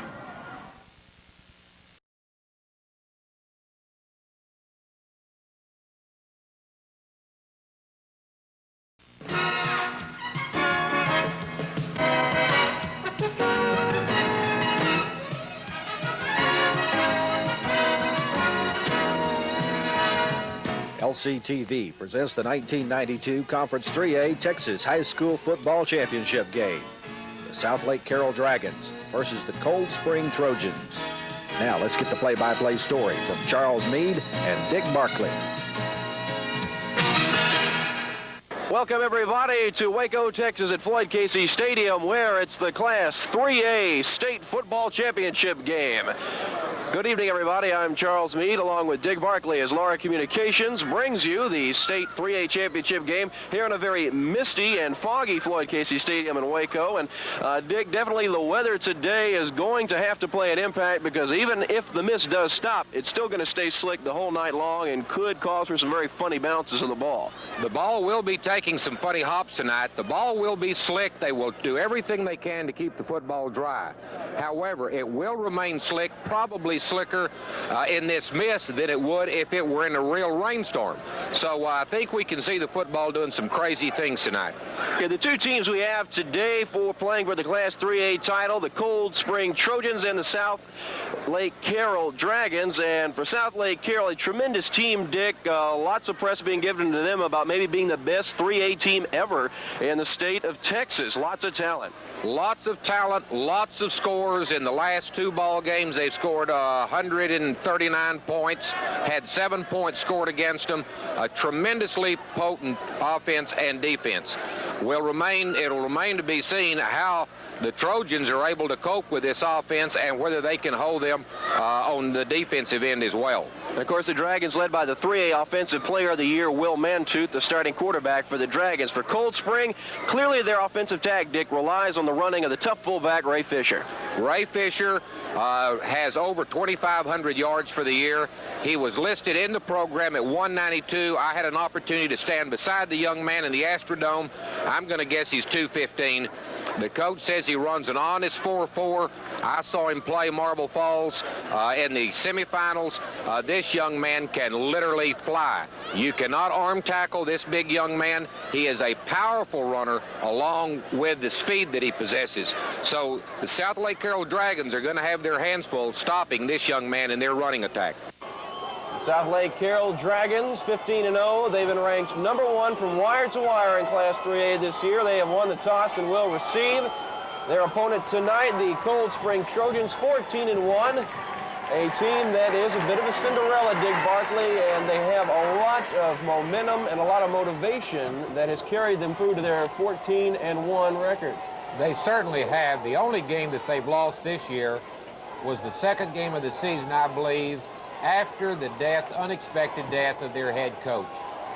They suffered the loss and came back, regrouped the week following the loss, dedicated the season to their coach, and they've certainly fulfilled that promise to him. They've been behind in several of these playoff games. They've grabbed themselves by the bootstraps, brought themselves back, and won ball games. So they've been a Cinderella team. However, besides being a Cinderella team, they also have a lot of ability to go along with that. This is going to be a well of a ball game. Of course, Coldspring was trailing 17-0 to highly regarded Belleville 2 weeks ago, and they came back to win that game 20-17, and a close call with Marble Falls. Again, Coldspring trailed in that one, came back with a strong third quarter by the running of their big running backs, Parks and Fisher, and they're going to need a great game out of both of them, you think, especially because you know the Carroll defense will be keying on Fisher. Certainly, they're going to be keying on the big man. We'll wait and see how well they're able to contain him. We are underway in the 3A championship game. It is bobbled at the 5. Dragons able to bring it out near the 24-yard line. Man on the run back is Brian Nymphius, a senior running back, defensive back, and Nymphius with a nice recovery after that bobble start back at his 5-yard line. Well, one of the team captains for the Trojans, Roderick Parks, was able to break through that defensive line and make a shoestring tackle. Had he not completed that task, there could have been some more yardage there for the Dragons. We'll have the offensive starters for Carroll in just a moment after this play. The quarterback, Will Mantooth. Hand off to the fullback up the middle. It is good for about 5 or 6 yards. Bring up a 2nd and 4. Certainly Southlake Carroll is starting out with the same type offense that got them to this point of the season. The wishbone, that's been the bread and butter, and certainly they're going to stick with that. They execute it so well. Men in the backfield, Mantooth, the quarterback, Mark Byerly, Dane Johnson, and Brent Bonsack are the running backs. Handoff going up across the 30-yard line. The ball carrier is Bonsack, and he only got about a yard or two. He's going to be 3 yards short on 3rd down. Kevin Elsie, the defensive end, the right defensive end for the Trojans, did not go for the fake. He stayed at home and just made a super tackle on that play. Good defensive play on the part of the right end. 3rd down and 4 is the call. Mantooth can throw it over 1,800 yards through the air this year. They split 2 receivers to the top, give it right up the middle. It is going to be very close. Coldspring with a nice stop up the middle. The ball carrier, Martin Byerly, and he's going to be very short, it looks like. That was a very well-executed trap play up the middle. The left guard for the Southlake Carroll team came across the right side, kicked the man out, and there's a penalty on the play marked off. It will be marked off against the Coldspring Trojans, so that will add a little more yardage to it. That's going to be a big 15-yarder. The face mask hurts, and it is of the flagrant variety and gives a big break for Carroll as they were about a half-yard short of the first down. At this stage of the season, only literally minutes to play in the season, neither team can afford those type mistakes. 2 backs now, the pro set look with a man in motion. Mantooth on the option. Spreading out to the right and picking up 10 yards is Dane Johnson.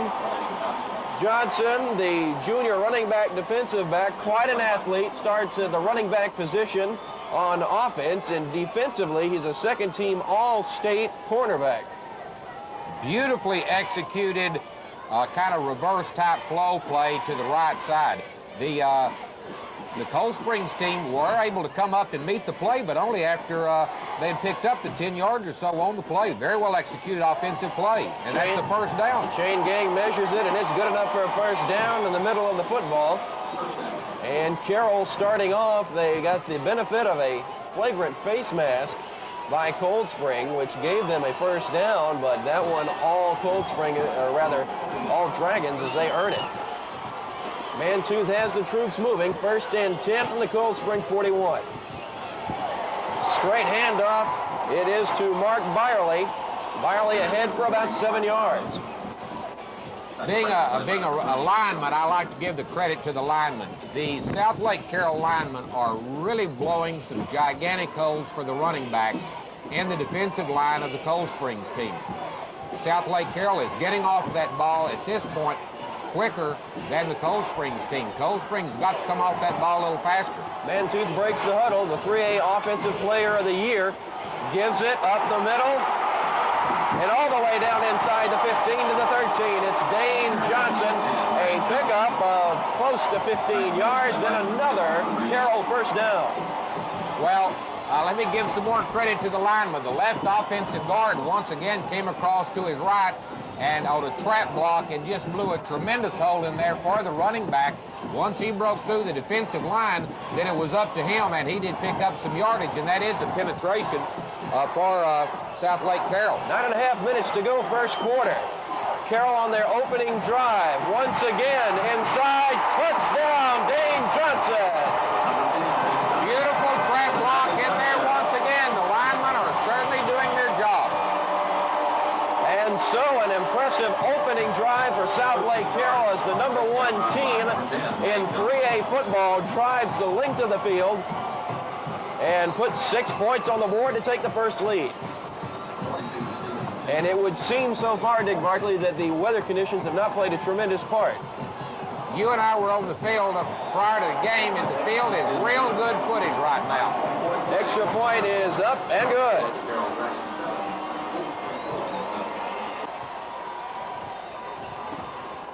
So the score, 7-0. Carroll taking the lead with 9:24 left to go in your first quarter. And Dick, a nice drive by a team that many folks picked to win this thing. Well, the prognosticators have picked by 21. Ball booted away high, dying in that wind. It is received by Arthur Reese. He turns it and is up across the 25 to the 26-yard line. Nice coverage by the Carroll special teams. And talking about the special units, Dick, we mentioned tonight with the ball maybe being slick out there and the wind playing factor, that special teams could come and be a very important part of this game. Well, they certainly could, as they will in any ball game, but particularly tonight with the weather conditions as they are. That remains to be seen, but we'll sure watch that. More quarterback with over 1,000 yards rushing. He'll keep it himself on first down, and goes off left tackle for about 3 yards. The rest of that Coldspring offense, Roderick Parks, the halfback, senior, along with Fisher, the marquee name on this offense, 26.85 is his yardage total, with 34 touchdowns and 9 yards a carry. Also Joseph Goffney and a wide receiver, and an excellent offensive line that opens some big holes. Big holes. It's out wide to the right, the only receiver, give it to Fisher. No, it is kept by Reese, and he is got with an excellent field tackle out on the right sideline. Reese looked as if he was going to break it and was stopped a yard short. Well, we talked earlier about the personnel of the Southlake Carroll Dragons, and especially defensively at the cornerback position. That's what they did that time. They ran right into the strength of the Southlake Carroll defense, which are their cornerbacks. Dane Johnson coming up to make the stop, an excellent open field hit. 4th and 1. Coldspring will have to punt it away, and their quarterback, Reese, drops back to do the kicking duties as well. Gets away an end-over-end kick. And not much room to run for Dane Johnson as he is stopped at his 35-yard line. And with 7:24 left to go in this first quarter, Carroll will try to add to a 7-0 lead. Well, certainly Southlake Carroll began the game in their long drive by just super execution, marching the ball down the field. The Coldspring's team, their real asset is their speed. So we will see. It's going to be interesting to see the execution versus the speed and who can really come out on top in that battle. We'll get you the offensive lineman for Carroll after this play. 1st down and 10 for the Dragons. Keeping it, Mantooth now pitches it. And all the way out to the 50-yard line. It is Byerly. And Byerly all the way down with a 15-yard pickup and a 1st down. The lineman for Carroll, left tackle, Joel Holmes, Clay Collins at the left guard, Craig Sisk, the center, Trevor Sisko, the right guard, and David Reck, a preseason first-team All-Stater at the right tackle position. 1st down and 10 for the Dragons as they spread their formation a bit. One man in motion, they give it right up the middle to Byerly. He managed with second effort to get a yard, but not much more than that as the Coldspring team right there to stack him up. Well, it's going to be important for both teams on these wide plays for these cornerbacks to utilize the sidelines. We saw a cornerback come up and just dive at the runner, and that didn't work, so they really need to use those sidelines. Sprint draw, and Carroll ahead across the Coldspring 45 to the 44. Still about a yard and a half short of the 1st down, and does bring up 3rd and short. We saw the Coldspring's team last week against Marble Falls, and they are very tough defensively. They're giving up more yardage tonight than in the beginning of this ball game than what they were against Marble Falls. So they did tighten up later on in the ball game. We'll see if they can't do that tonight. Big defensive stand early for Coldspring. They'd like to get the ball back. Handoff, Byerly is stacked up at the line. A great hit by the... A boost of momentum, if you will, to Coldspring, which they needed because the Southlake Carroll, they moved the ball down so easily on their first possession. So this will swing the momentum back toward Coldspring to some degree. Well, the Coldspring offensive line after this play. Reese on 1st down with the option. Turns it upfield and brought down to the 19 after a pickup of 4. For Coldspring at the left tackle position, Clint Botard. Left guard, Joseph Robeson. The center, Don Ulrich. The right guard, John Blackenmeyer. And the right tackle, Chad McQueen. A pretty veteran offensive line, and they really work together well. They do a super job in there. They're a good trap blocking line. We saw them do a lot of trap blocking against Marble Falls, so we'll see how successful they are against Southlake Carroll. Ray Fisher, or it is Parks rather. Parks inside. He gets ahead for about a yard, and it'll bring up a 3rd down situation again, and they're going to need about 4 yards to pick it up. Well, they're continuing to use Fisher more as a decoy right now and try to get the defense away from the ball carrier. The defense is really not buying that all that well at this time. Surprising that we've not seen Coldspring run the middle of that line more. 4.5 minutes left to go first quarter. 7-0, Carroll leads it. Reese, the handoff. It was ahead to Parks. and Parks could not do anything with it. The minute he got the ball, he was greeted by a green and white jersey at the line of scrimmage. Once again, I mentioned a while ago, offensively, Southlake Carroll is beating Cold Springs off of the football. Defensively, they're beating Cold Springs off the football. So I'm very, very impressed with the Southlake Carroll's quickness off the ball. Arthur Reese will have to drop back and kick it away from his 9-yard line. Under 4 minutes to go in the first quarter. Still 7-0 Carroll. Reese hits it off the end of his foot. It is returned, turn it down the left sideline and down to the 30-yard line. Dane Johnson, his second good return of the night. This one goes for 15 yards, and it sets up what is already a good Carroll offense and excellent field position. That young man has so much balance and agility on the football field. Very impressive that he can make those turns and spins and maintain his balance and footing.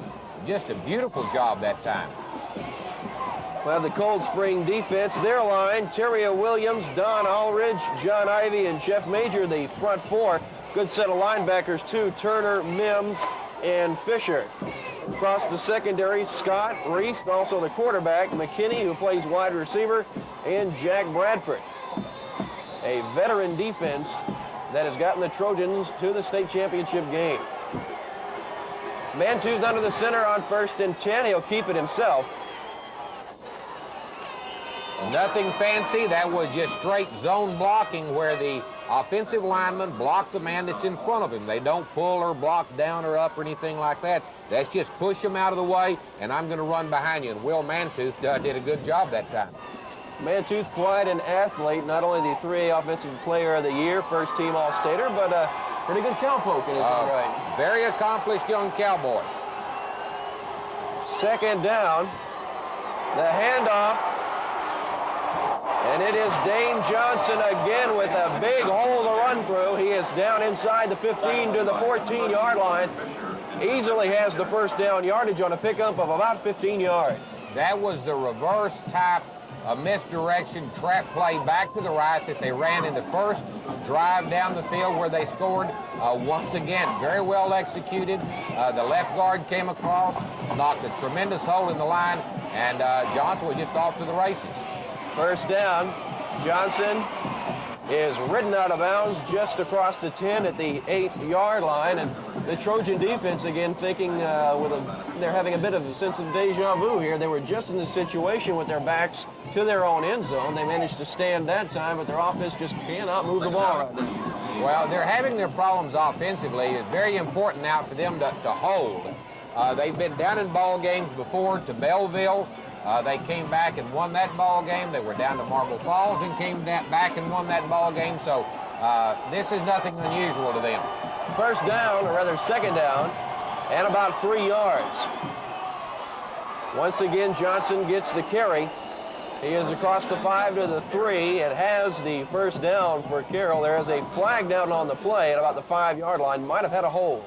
You know, that was the misdirection trap play again. Apparently, Southlake Carroll's position on this is going to be, we're going to run that until you figure out how to stop us, and if you don't, we're going to continue to run it. The officials, another face mask penalty against Coldspring. That's the second of the game, and it will be a first down as Carroll really doesn't need the additional penalty yardage. Half the distance to the goal line, only moves it about a yard. Well, even though it only moved it a yard, you really don't want a penalty. Psychologically, you know, that's going to hurt you. So the coaches, even though it only cost them a yard, they don't want them to make those type of mental mistakes. Goal line stand early in the game for the Trojans, 2:35 and counting in the first quarter. Carroll already leads 7-0. Mantooth, very close, but not breaking the plane is Brent Bonsack. He picked up about a yard, but is still about a half yard short of the pay dirt. Once again, that was just straight zone blocking. Line up in front of the man and just go after him. Cold Springs ran kind of a different looking defensive line that time. They lined up in the gaps. However, the linebackers did not really come on a hard charge that time. Second down and goal. Man-to Dane Johnson over the top, touchdown. And the Dragons leap out to a 13-0 lead. And in what has been an impressive first quarter for them offensively. They have executed so crisply, so precisely. That's been the story of the ball game so far. That, and I feel the blocking of the line. The offense and defensive line for Southlake Carroll, they're in control of the ball game at this point. The kick is up and good.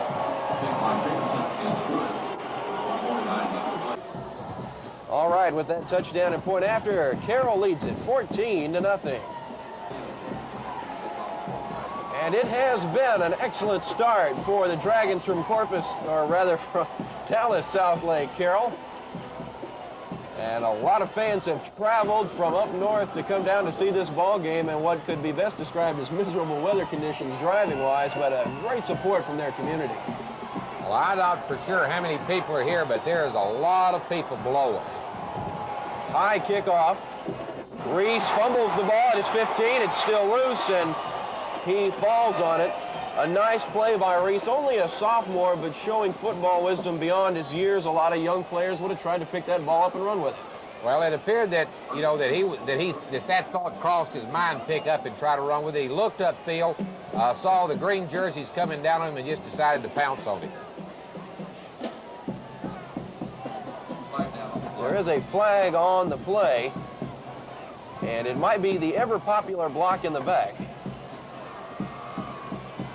Possibly offsides, referee moving it back, so it looks like we're going to re-kick it.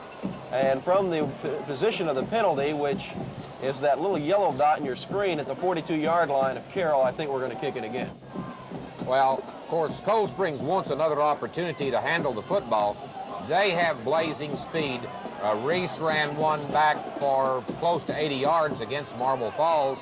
In last week's semifinal game, this young man can just simply fly, so they do want them to kick the ball to him, let him get his hands on the ball, and then see if he can't break something and make something good, positive happen for the Coldspring Trojans. Reese, a graceful runner and quite a prospect. Again, only a sophomore. Over 1,100 yards rushing, 17 touchdowns in this campaign. He is definitely going to be someone you'll hear about in the future. Well, Southlake Carroll has certainly played them well so far, in that they've assigned one man to him. They'll have one man taking the pitch man and one the quarterback, and the man that's taking quarterback is really staying with him. Carroll leading at 14-0. Reese gets another crack at it. Had a momentary seam, but it closes quickly, but he's able to get it across to the 31-yard line, and that represents about the best field position that the Trojans have had all night. Well, they have the wind to their back. They're not known as a passing team. They completed, I think, 2 passes last week against the Marble Falls Mustangs. We probably won't see them doing a lot of passing, but they may throw a pass or two before long just to kind of loosen up that defense. We'll give you that defensive line for Carroll in just a moment. Fisher with his best run of the night as he breaks it across the 35 to the 37-yard line, and that might be the first time Ray Fisher's, or it's actually the second time he has been able to touch the ball tonight, and the other time went for no gain. Well, again, you know, they continue to kind of use him as a decoy, because Coldspring coaches know full well that the Southlake Dragons are certainly keen on him, and they will be all night long. First quarter winding down, a minute left. 2nd and 4 for Coldspring. From their 33. Hand off Fisher again. This time he's wrapped up. Trevor Cisco in there putting the first lick, and no gain. The rest, not Trevor Cisco, excuse me, but Joseph Stanier. The rest of that defensive line, Steve Moreland, a first-team All-Stater, Brandon Story, Joel Holmes, Stanier with that last nice hit, and Mark Herron, second-team All-State. Well, certainly Southlake Carroll has their credentials defensively to, that's why they're only giving up 7 points a ball game. Under 30 seconds to go in the first quarter. Coldspring trying to answer 2 touchdowns in this ball game by Carroll. Reese runs into his own blocker, Fisher, and is brought down as Herron was there to wrap him up.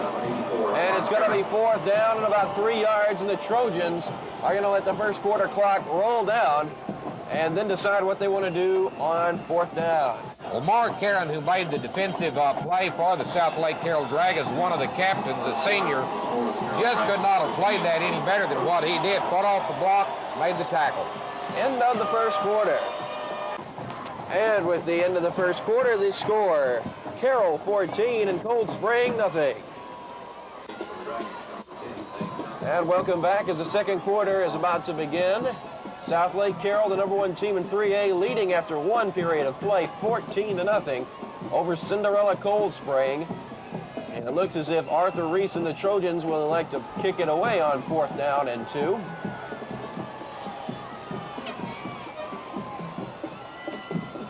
A high punt. And fair caught by Dane Johnson at his 33-yard line.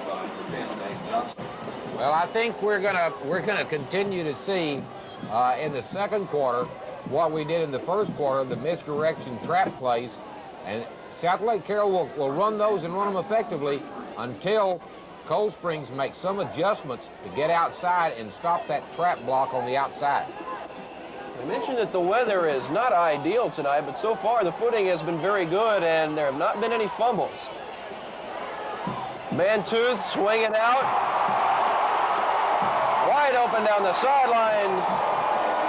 All the way down to the Coldspring 40-yard line. Stephen Moreland brought it in, running out of the backfield, and he'll have a reception that will go for 25 yards. The most impressive part of that play was Will Mantooth's ability to look off his receiver. He followed the receiver down the middle deep, got the defense over there, then at the last second threw to his back coming out of the backfield. 1st and 10, Moreland went in motion. They give it to the fullback, Byerly up the middle. He's got about 5 yards on 1st down, and Mantooth showing a lot of poise, staying in the pocket. He had several people coming into him from the outside and showing a strong arm, throwing it across the field. Very dangerous pass if you float it. Well, that time, fortunately for him, he did not have any defenders out there, even in the vicinity of that running back. They had gone deep with the primary receiver. Quick count. They give it and brought down quickly. The ball carrier, Moreland, not much of a chance there as coming up to make the hit. It was Darrell Mims, middle linebacker and defensive captain of this Trojan team, and we saw him play a very good game last week against Marble Falls in the Astrodome, and he just continues the kind of play that he is really renowned for. He is just a super athlete, does an outstanding job for the Trojans. That time, there were 3 Trojans out there. They really came on the snap of the ball that time, as opposed to letting the Dragons come to them. So perhaps they're going to start speeding up their response to the Dragon offense. Jarrett Turner helped off the field by Coldspring trainers. Man in motion. Swing it out. Johnson across near the 30-yard line. The referee will spot him just short of the 1st down, just shy of the Coldspring 32-yard line. And Johnson can't have missed it by more than a half yard, and they might go ahead and bring the chains out anyway. Well, the key to that play was Roderick Parks, running back, out in front of the receiver. He threw a block out that actually broke the receiver loose, that allowed him to get as far downfield as he did. 10 minutes, second quarter, 4th down and short. Give it right up the middle. Byerly will have the 1st down as he gets 2 yards on 4th down and really only needed about 4 or 5 inches. Well, the Southlake Carroll coaches are really showing their confidence in their offensive line. That time it was a straight dive play, nothing fancy. They just lined up and ran right at Cold Springs, picked up the 1st down. So the Southlake Carroll coaches are of the opinion at this point that their offensive line will still control the football. Trojan defense feeling like they've been out there all night. Johnson, sweep right, cuts it. All the way inside the 15 to the 13-yard line. Once again, that's the same play that they've been running all night long with such a tremendous degree of success. And I've said that they're going to continue to run it until Cold Springs is able to defend it. And on first down, Dane Johnson picks up 17 yards. And he has really had a very good start in this ball game. He has run the ball well and at full speed. That's the way this entire Southlake Carroll team seems to operate on offense. Byerly up the middle, through a couple of tacklers, just shy of the goal line, inside the 2-yard line, near the 1. Just a quick play right up through the middle. Southlake Carroll saw Marble Falls run a lot of plays up the middle, and I think that's probably why they're choosing those to run those type plays periodically. Byerly is the injured Dragon in the goal line. He was hit pretty hard. He had been hit initially just inside the 5-yard line, was spinning it off balance, and they got another pretty good lick as one of the Trojans came up from the secondary and really laid a nice hit on him. Well, that's the time that a football player is most vulnerable, when they're in a spin or something, when they're off balance. Their feet, we were on the field prior to the ball game. The field is rather tacky, a little bit sticky with this mist falling. It's not slick at all. In that kind of an awkward position, the ball carrier can certainly get a hard lick. Byerly's still down, being attended to by the Southlake Carroll training staff, and Trojan players looking on. And of course, nobody likes to see any player get hurt in any situation, and it does in a football game when you have an injury. It does give you a chance to reflect. Well, the Trojans down 14-0 at this point. Again, we've talked about that this is certainly something that they're accustomed to. They show no panic. They show no panic in the Belleville game. They show no panic in the Marble Falls game.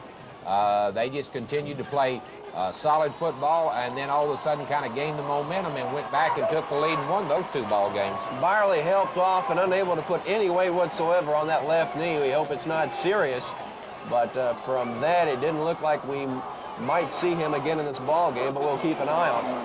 Full house look for Carroll, 1st and goal, in for the touchdown. And the ball carrier, Dane Johnson, fitting that he should cap off that drive when he had several very good runs. Certainly nothing fancy in that particular play. Zone blocking, they just pushed Coldspring back out away from the goal line, and Johnson was able to just bust through there. 20-0, Southlake Carroll. They are really making a statement in this 3A championship game. Ball down, kick up, and the officials say it's good. And with that, Carroll takes the lead 21-0 with 9:30 left to go. So with 9:30 left to go in the second quarter, it is a big lead that Carroll has taken, and this is a team, the Dragons, who are being considered to be one of the best teams ever to play in the 3A classification in the state of Texas, scoring a lot of points in the playoffs and just a tremendous amount of talent.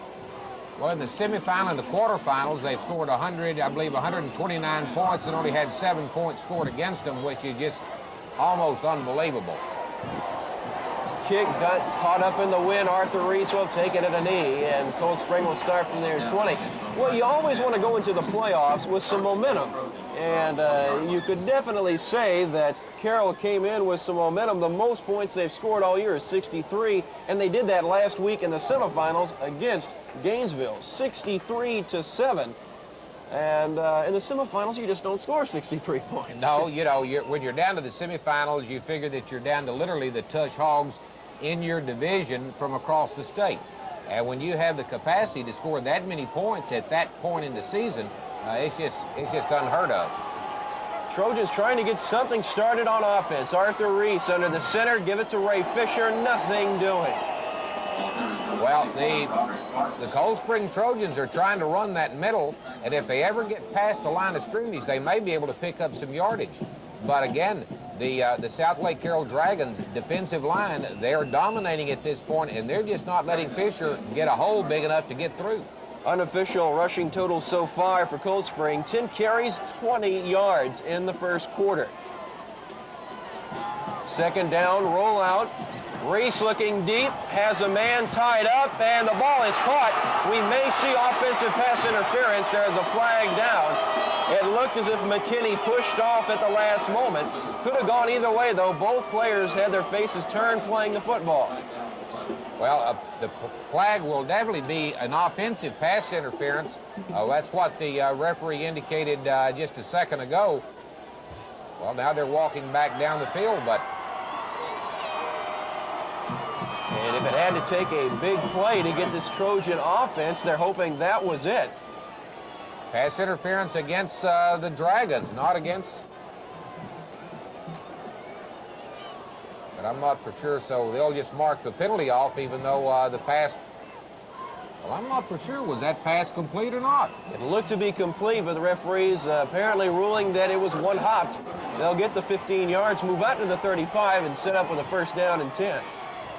Fisher, hard running, but popped hard just as he crossed the 35-yard line. Give him credit for a yard, and that's about the toughest yard he'll work for all year. Well, I'll tell you what, you can talk about licks. That time the lick was given by 32, Kyle Smith of Southlake Carroll, and that's just about as hard a hit as you'll see in high school football. Under 8.5 minutes to go till halftime. Coldspring Trojans trying to mount their first drive. Option keeper Reese, ball came loose and is recovered. Johnny on the spot for Coldspring is Eric Benestante, and the 6'1 junior, the right man in the right place at the right time. Well, we had talked about the ball being put on the turf. I don't think that was a question of a slick ball or anything. That was simply a matter that Coldspring was able to strip that ball as the ball carrier went by. Third down, and the Trojans need to get to the 45-yard line. Reese rolling right. Got pressure and is brought down. The speed rush from the outside. Steve Marlin, the All-State defensive end, and he ran right through the block of Ray Fisher. We had talked earlier about the speed of Coldspring's. That time, we saw number 24 for the Dragons run him down from behind. So that is what you call speed on speed. Excellent defensive play by Moreland. A loss of 5. Closer, now that we look at it, more closer to 12 yards on the loss. And on 4th and 15, Reese and the Trojans will have to punt it away. Some pressure up the middle, but he gets it away cleanly. And Johnson will fair catch it at the 42-yard line. The Carroll offense unofficially in the first quarter, 14 carries, 110 yards. They definitely have had their way. They've thrown a couple of passes. They've been in the short variety to the back, swing out of the backfield. If nothing more than maybe just to try to vary their attack some, but the basic part of it isn't too bad. Well, they've done that. They've accomplished those passes very successfully, simply because they've been so successful on the ground. That's drawn the defense in and left the running backs coming out of the backfield. 1st and 10, 7 minutes left to go, second quarter. The carry is by Johnson again. He gets to the 45, a tough run of about 3 yards. Well, that was just a straight student body to the right where the quarterback spins, pitches the ball back to Johnson, and everybody goes to the right side and tries to knock someone down and break Johnson through that initial defensive wall. Second down and officially 7 yards. Ball carrier, the fullback up the middle. Very good defensive play on the part of the Trojans that time. The linebackers very active in the last few ball games, the 2 inside linebackers. This time they're beginning to move, and you might say prior to the snap of the ball. They're going toward the line of scrimmage when they anticipate that ball being snapped. Pro set look for the Dragons on 3rd down. Mantooth, the shovel pass. Johnson kept his balance, turns it up the middle, and he is gone. Down the right sideline, touchdown, Dragons. Beautiful, beautiful execution. And that play, ladies and gentlemen, is a whole lot easier to watch than it is to execute. That little shovel pass forward, that's a timing play, and it must be executed to the nth degree. If not, you're going to put the ball on the AstroTurf, and then you're in trouble. The run will go unofficially for 46 yards and a Southlake Carroll touchdown. It increases their lead to 27-0. And once more, through the uprights.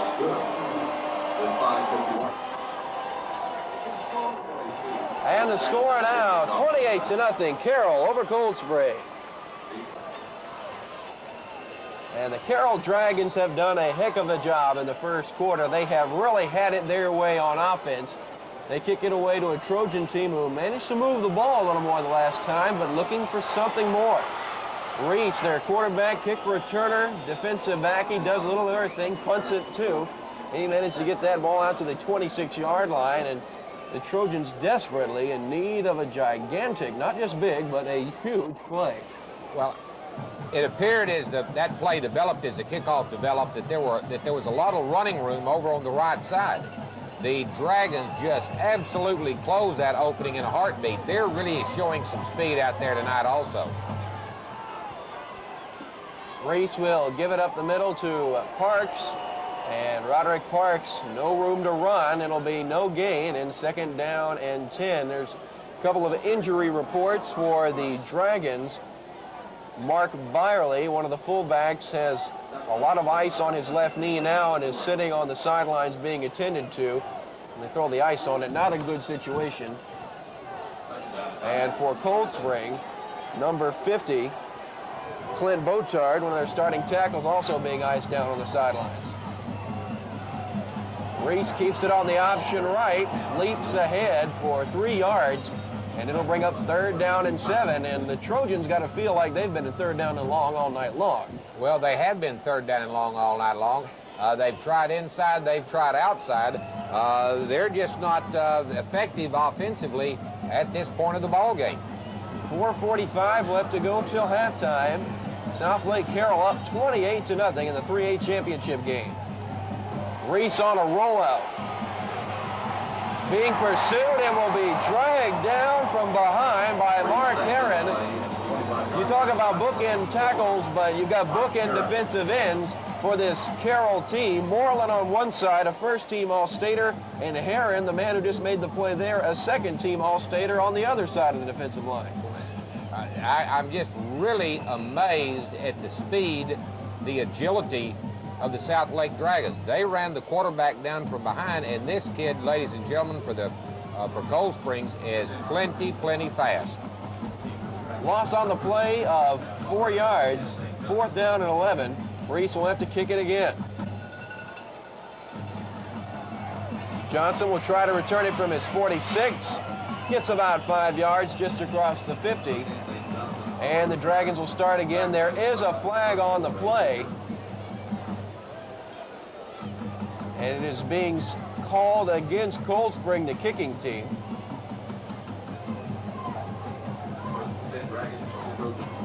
The initial indication looked to be a chop block.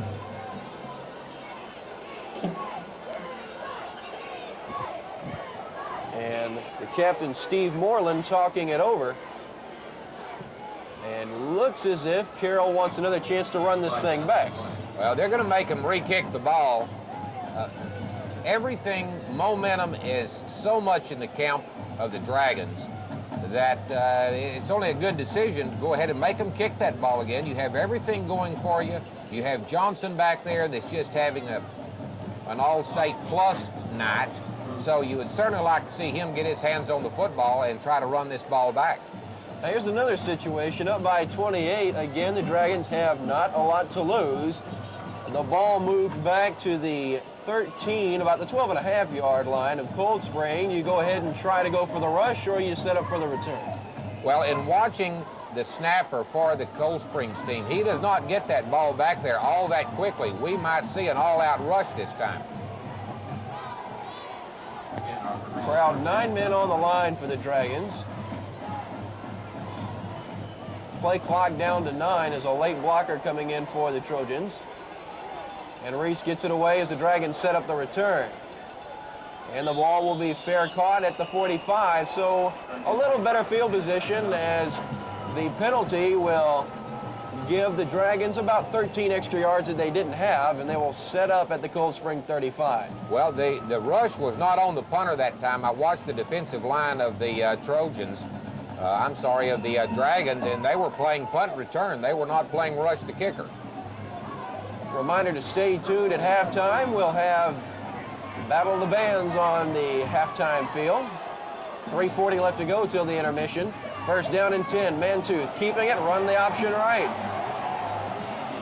Just following behind the incredible blocking of his fullback, Brent Bonsack, and it'll take him all the way down. Spotted at the 22-yard line, just inside of that. Pickup of a little over 15 yards. And yeah, that was excellent interference blocking for Mantooth. Full house look in the backfield. Mantooth run the option left. Almost a nice open field tackle. Man storming through to put a body on Bonsack. Number 86, Jeremy Herron. And he did get the first hit, didn't quite wrap Bonsack up, but slowed him down enough so that he could get help from the outside. Well, he kind of knocked his wheels off track, broke his rhythm, broke his speed, gave the cavalry enough time to get over and help him out.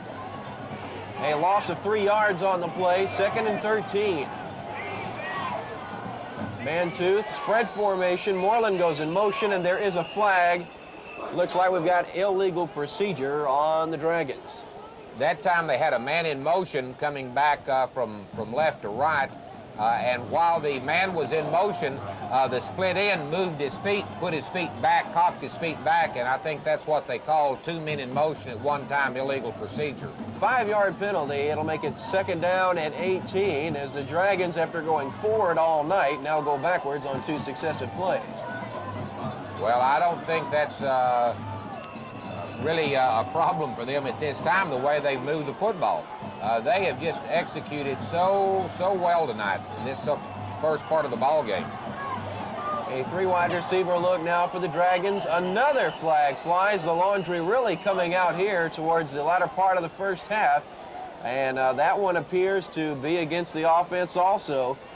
Again, procedure. Another 5 yards, 2nd down, 25. Well, I did not see the infraction that time, so I don't know what they're calling, but apparently we've talked about the quickness of the Dragons getting off the ball. They're trying to get in the trenches and get off as quickly as possible because they do need a lot of real estate on this particular possession. It's 2nd down, 23, not 25, as we earlier indicated. Dragons will tighten up their formation and go back to the basics. Mantooth on the option. A beautiful fake, turns it inside, is across the 25, down to the 21-yard line, and folks, he needed 23, and I think he got all of it. Well, there's a lot of things you can teach in football. You can teach basic blocking and tackling techniques, but you cannot teach that type of instinctive running, to cut in, to cut out, to follow this blocker, to cut off this, go this direction. That's just something that some of these young men possess. Not quite as far as I thought earlier. In fact, Mantooth will be about 10 yards short of the first down. A 13-yard run on the young man's behalf, and nonetheless gets the Dragons, as they call a timeout, in position now to think about maybe a field goal try, but a minute 38 left to go till halftime, 3rd and 10, probably in 4-down territory here. Well, as far ahead as the ball game is at this point, I think they're probably, if they have a good 3rd down, we'll probably see them go for it on 4th. Coldspring defense, they have had a tough night tonight. They've been out on the field quite a bit. They have played very hard, but it seems that just at the right moment, this Carroll team has been able to uncork the big play, which has really deflated a lot of the effort that this Coldspring team is trying to bring in this game. Well, I don't think these Coldspring players are in a mood to throw the towel in on this one yet. I think we're going to see them come out scratching and clawing in the second half, just like they have against Belleville that we mentioned, Marble Falls, and these other teams. 3rd down, 10, man in motion. Mantooth Setting up into the end zone. Touchdown to Dane Johnson. It'll go 22 yards and a touchdown to Dane Johnson. And Coldspring ups their lead to 34-0. An injury update from earlier, incorrectly identified number 50. It is number 50 on Southlake Carroll, Craig Sisk, who is being iced down, and not number 50 for Coldspring, Clint Botai. Well, once again, they threw the touchdown pass to the running back coming out of the backfield. A kick up, and as it has been all night, good. And with the point after, Carroll takes the lead 35-0 over Coldspring.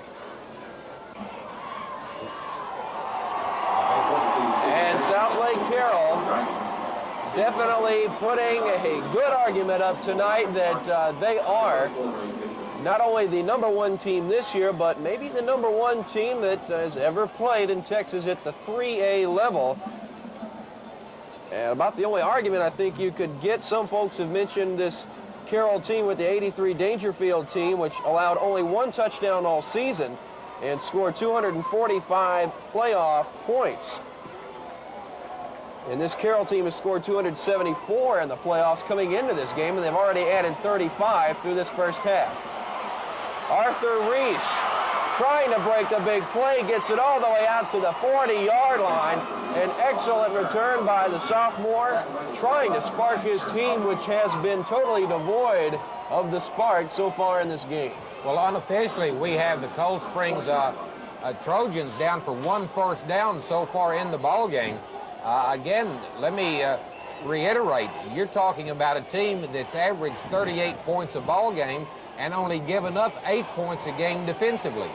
They've done right at 300 yards per game offensively, so been a heck of a ball game. Reese throws it out. It is nearly intercepted. The ball batted down, and nearly coming up with the play for Carroll, Chad Voller, junior defensive back, had a tip ball hit his way, and if he had been turning the right way at the right time, I believe he would have picked that one off. And had he picked it off, it would have been 7. The quarterback really never had a chance to complete that pass. When he turned around to look for a receiver, he had Green in front of him, all in front of him. 2nd down 10, Reese will throw it again. This time a man open, but the pass just short of the intended target.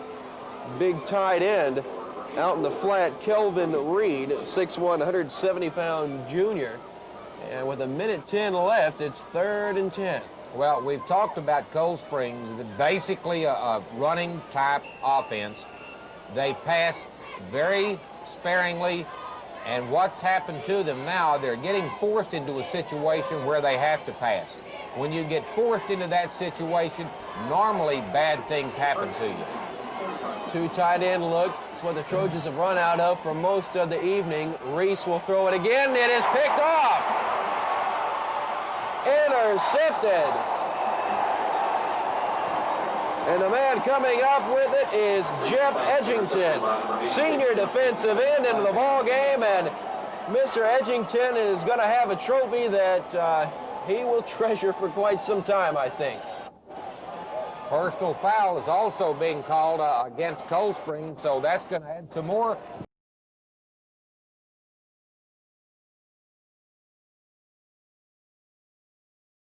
Now to Class 3A, while we're on the subject of perfect seasons like Waxahachie's 16-0 mark. You know, Southlake Carroll was also trying to get to 16-0 as they played for the 3A state title last Saturday night at Floyd Casey Stadium in Waco. Now, the Dragons had done this once before. Back in 1988, a perfect team coached by Bob Ledbetter finished 16-0 and routed Navasota in the 3A state title contest in Waco 42-8. But that team in '88, as good as it was, probably was not as good as this edition of the Southlake Carroll Dragons. The Dragons took on the Coldspring Trojans, who were 14-1 coming out of San Jacinto County, and it was a very strange evening weather-wise in Waco. In the first quarter was Dane Johnson capping an early 76-yard drive by scoring from 13 yards. It would be the first of a Dane Johnson highlight reel. The junior running back would score 5 times for the night.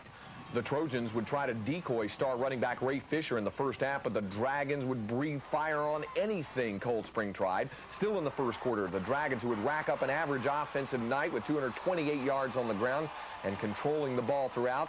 Managed to score again. It's Johnson from 1 yard out, and it's a 14-0 Southlake Carroll lead. Head coach Bob Ledbetter always includes a wrinkle or two in his game plan. Stephen Moreland checks into the lineup as a running back, and on this trick play, a give and go, Moreland fools everyone. He scores from 18 yards out. Carroll is up 41-0 at halftime. Dragon power in full force. Brent Bonzak would score again from 36 yards out.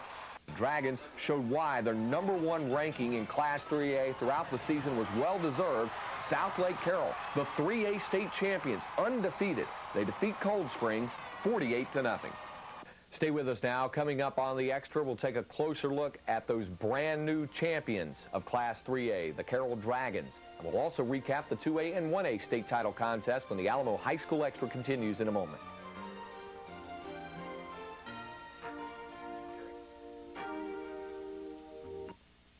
Back to the Alamo High School Extra, our Christmas edition for 1992. As we continue our look, now, we told you about Southlake Carroll winning the Class 3A state championship contest in Waco last Saturday night. Now, Carroll was expected by many to win the state title. The Dragons were, after all, the preseason top team in the state in the preseason polls. They were #1 in the state of Texas throughout the year, and they did have that perfect season. But it's one thing to say it. It's one thing to be picked as a team to win the state title, and it's yet another thing to go ahead and prove it. Our Metroplex correspondent, George Dunham, reports the Dragons were able to do just that. State Championship Saturday, the day Southlake Carroll fans have been waiting for. A bonfire was held the night before, and then a big send-off from the school on game day.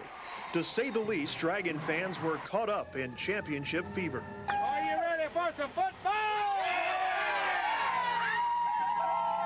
That is a Trojan burger. We've got some state cookies right here. Everybody take a bite, and we're going to state. It's tiring, but it's wonderful. It's great. The kids are all into it, and you just can't describe it. The community gets together, and it's just wonderful. I mean, everybody in town usually goes. Check the city limit signs when you go out of town, so you can tell.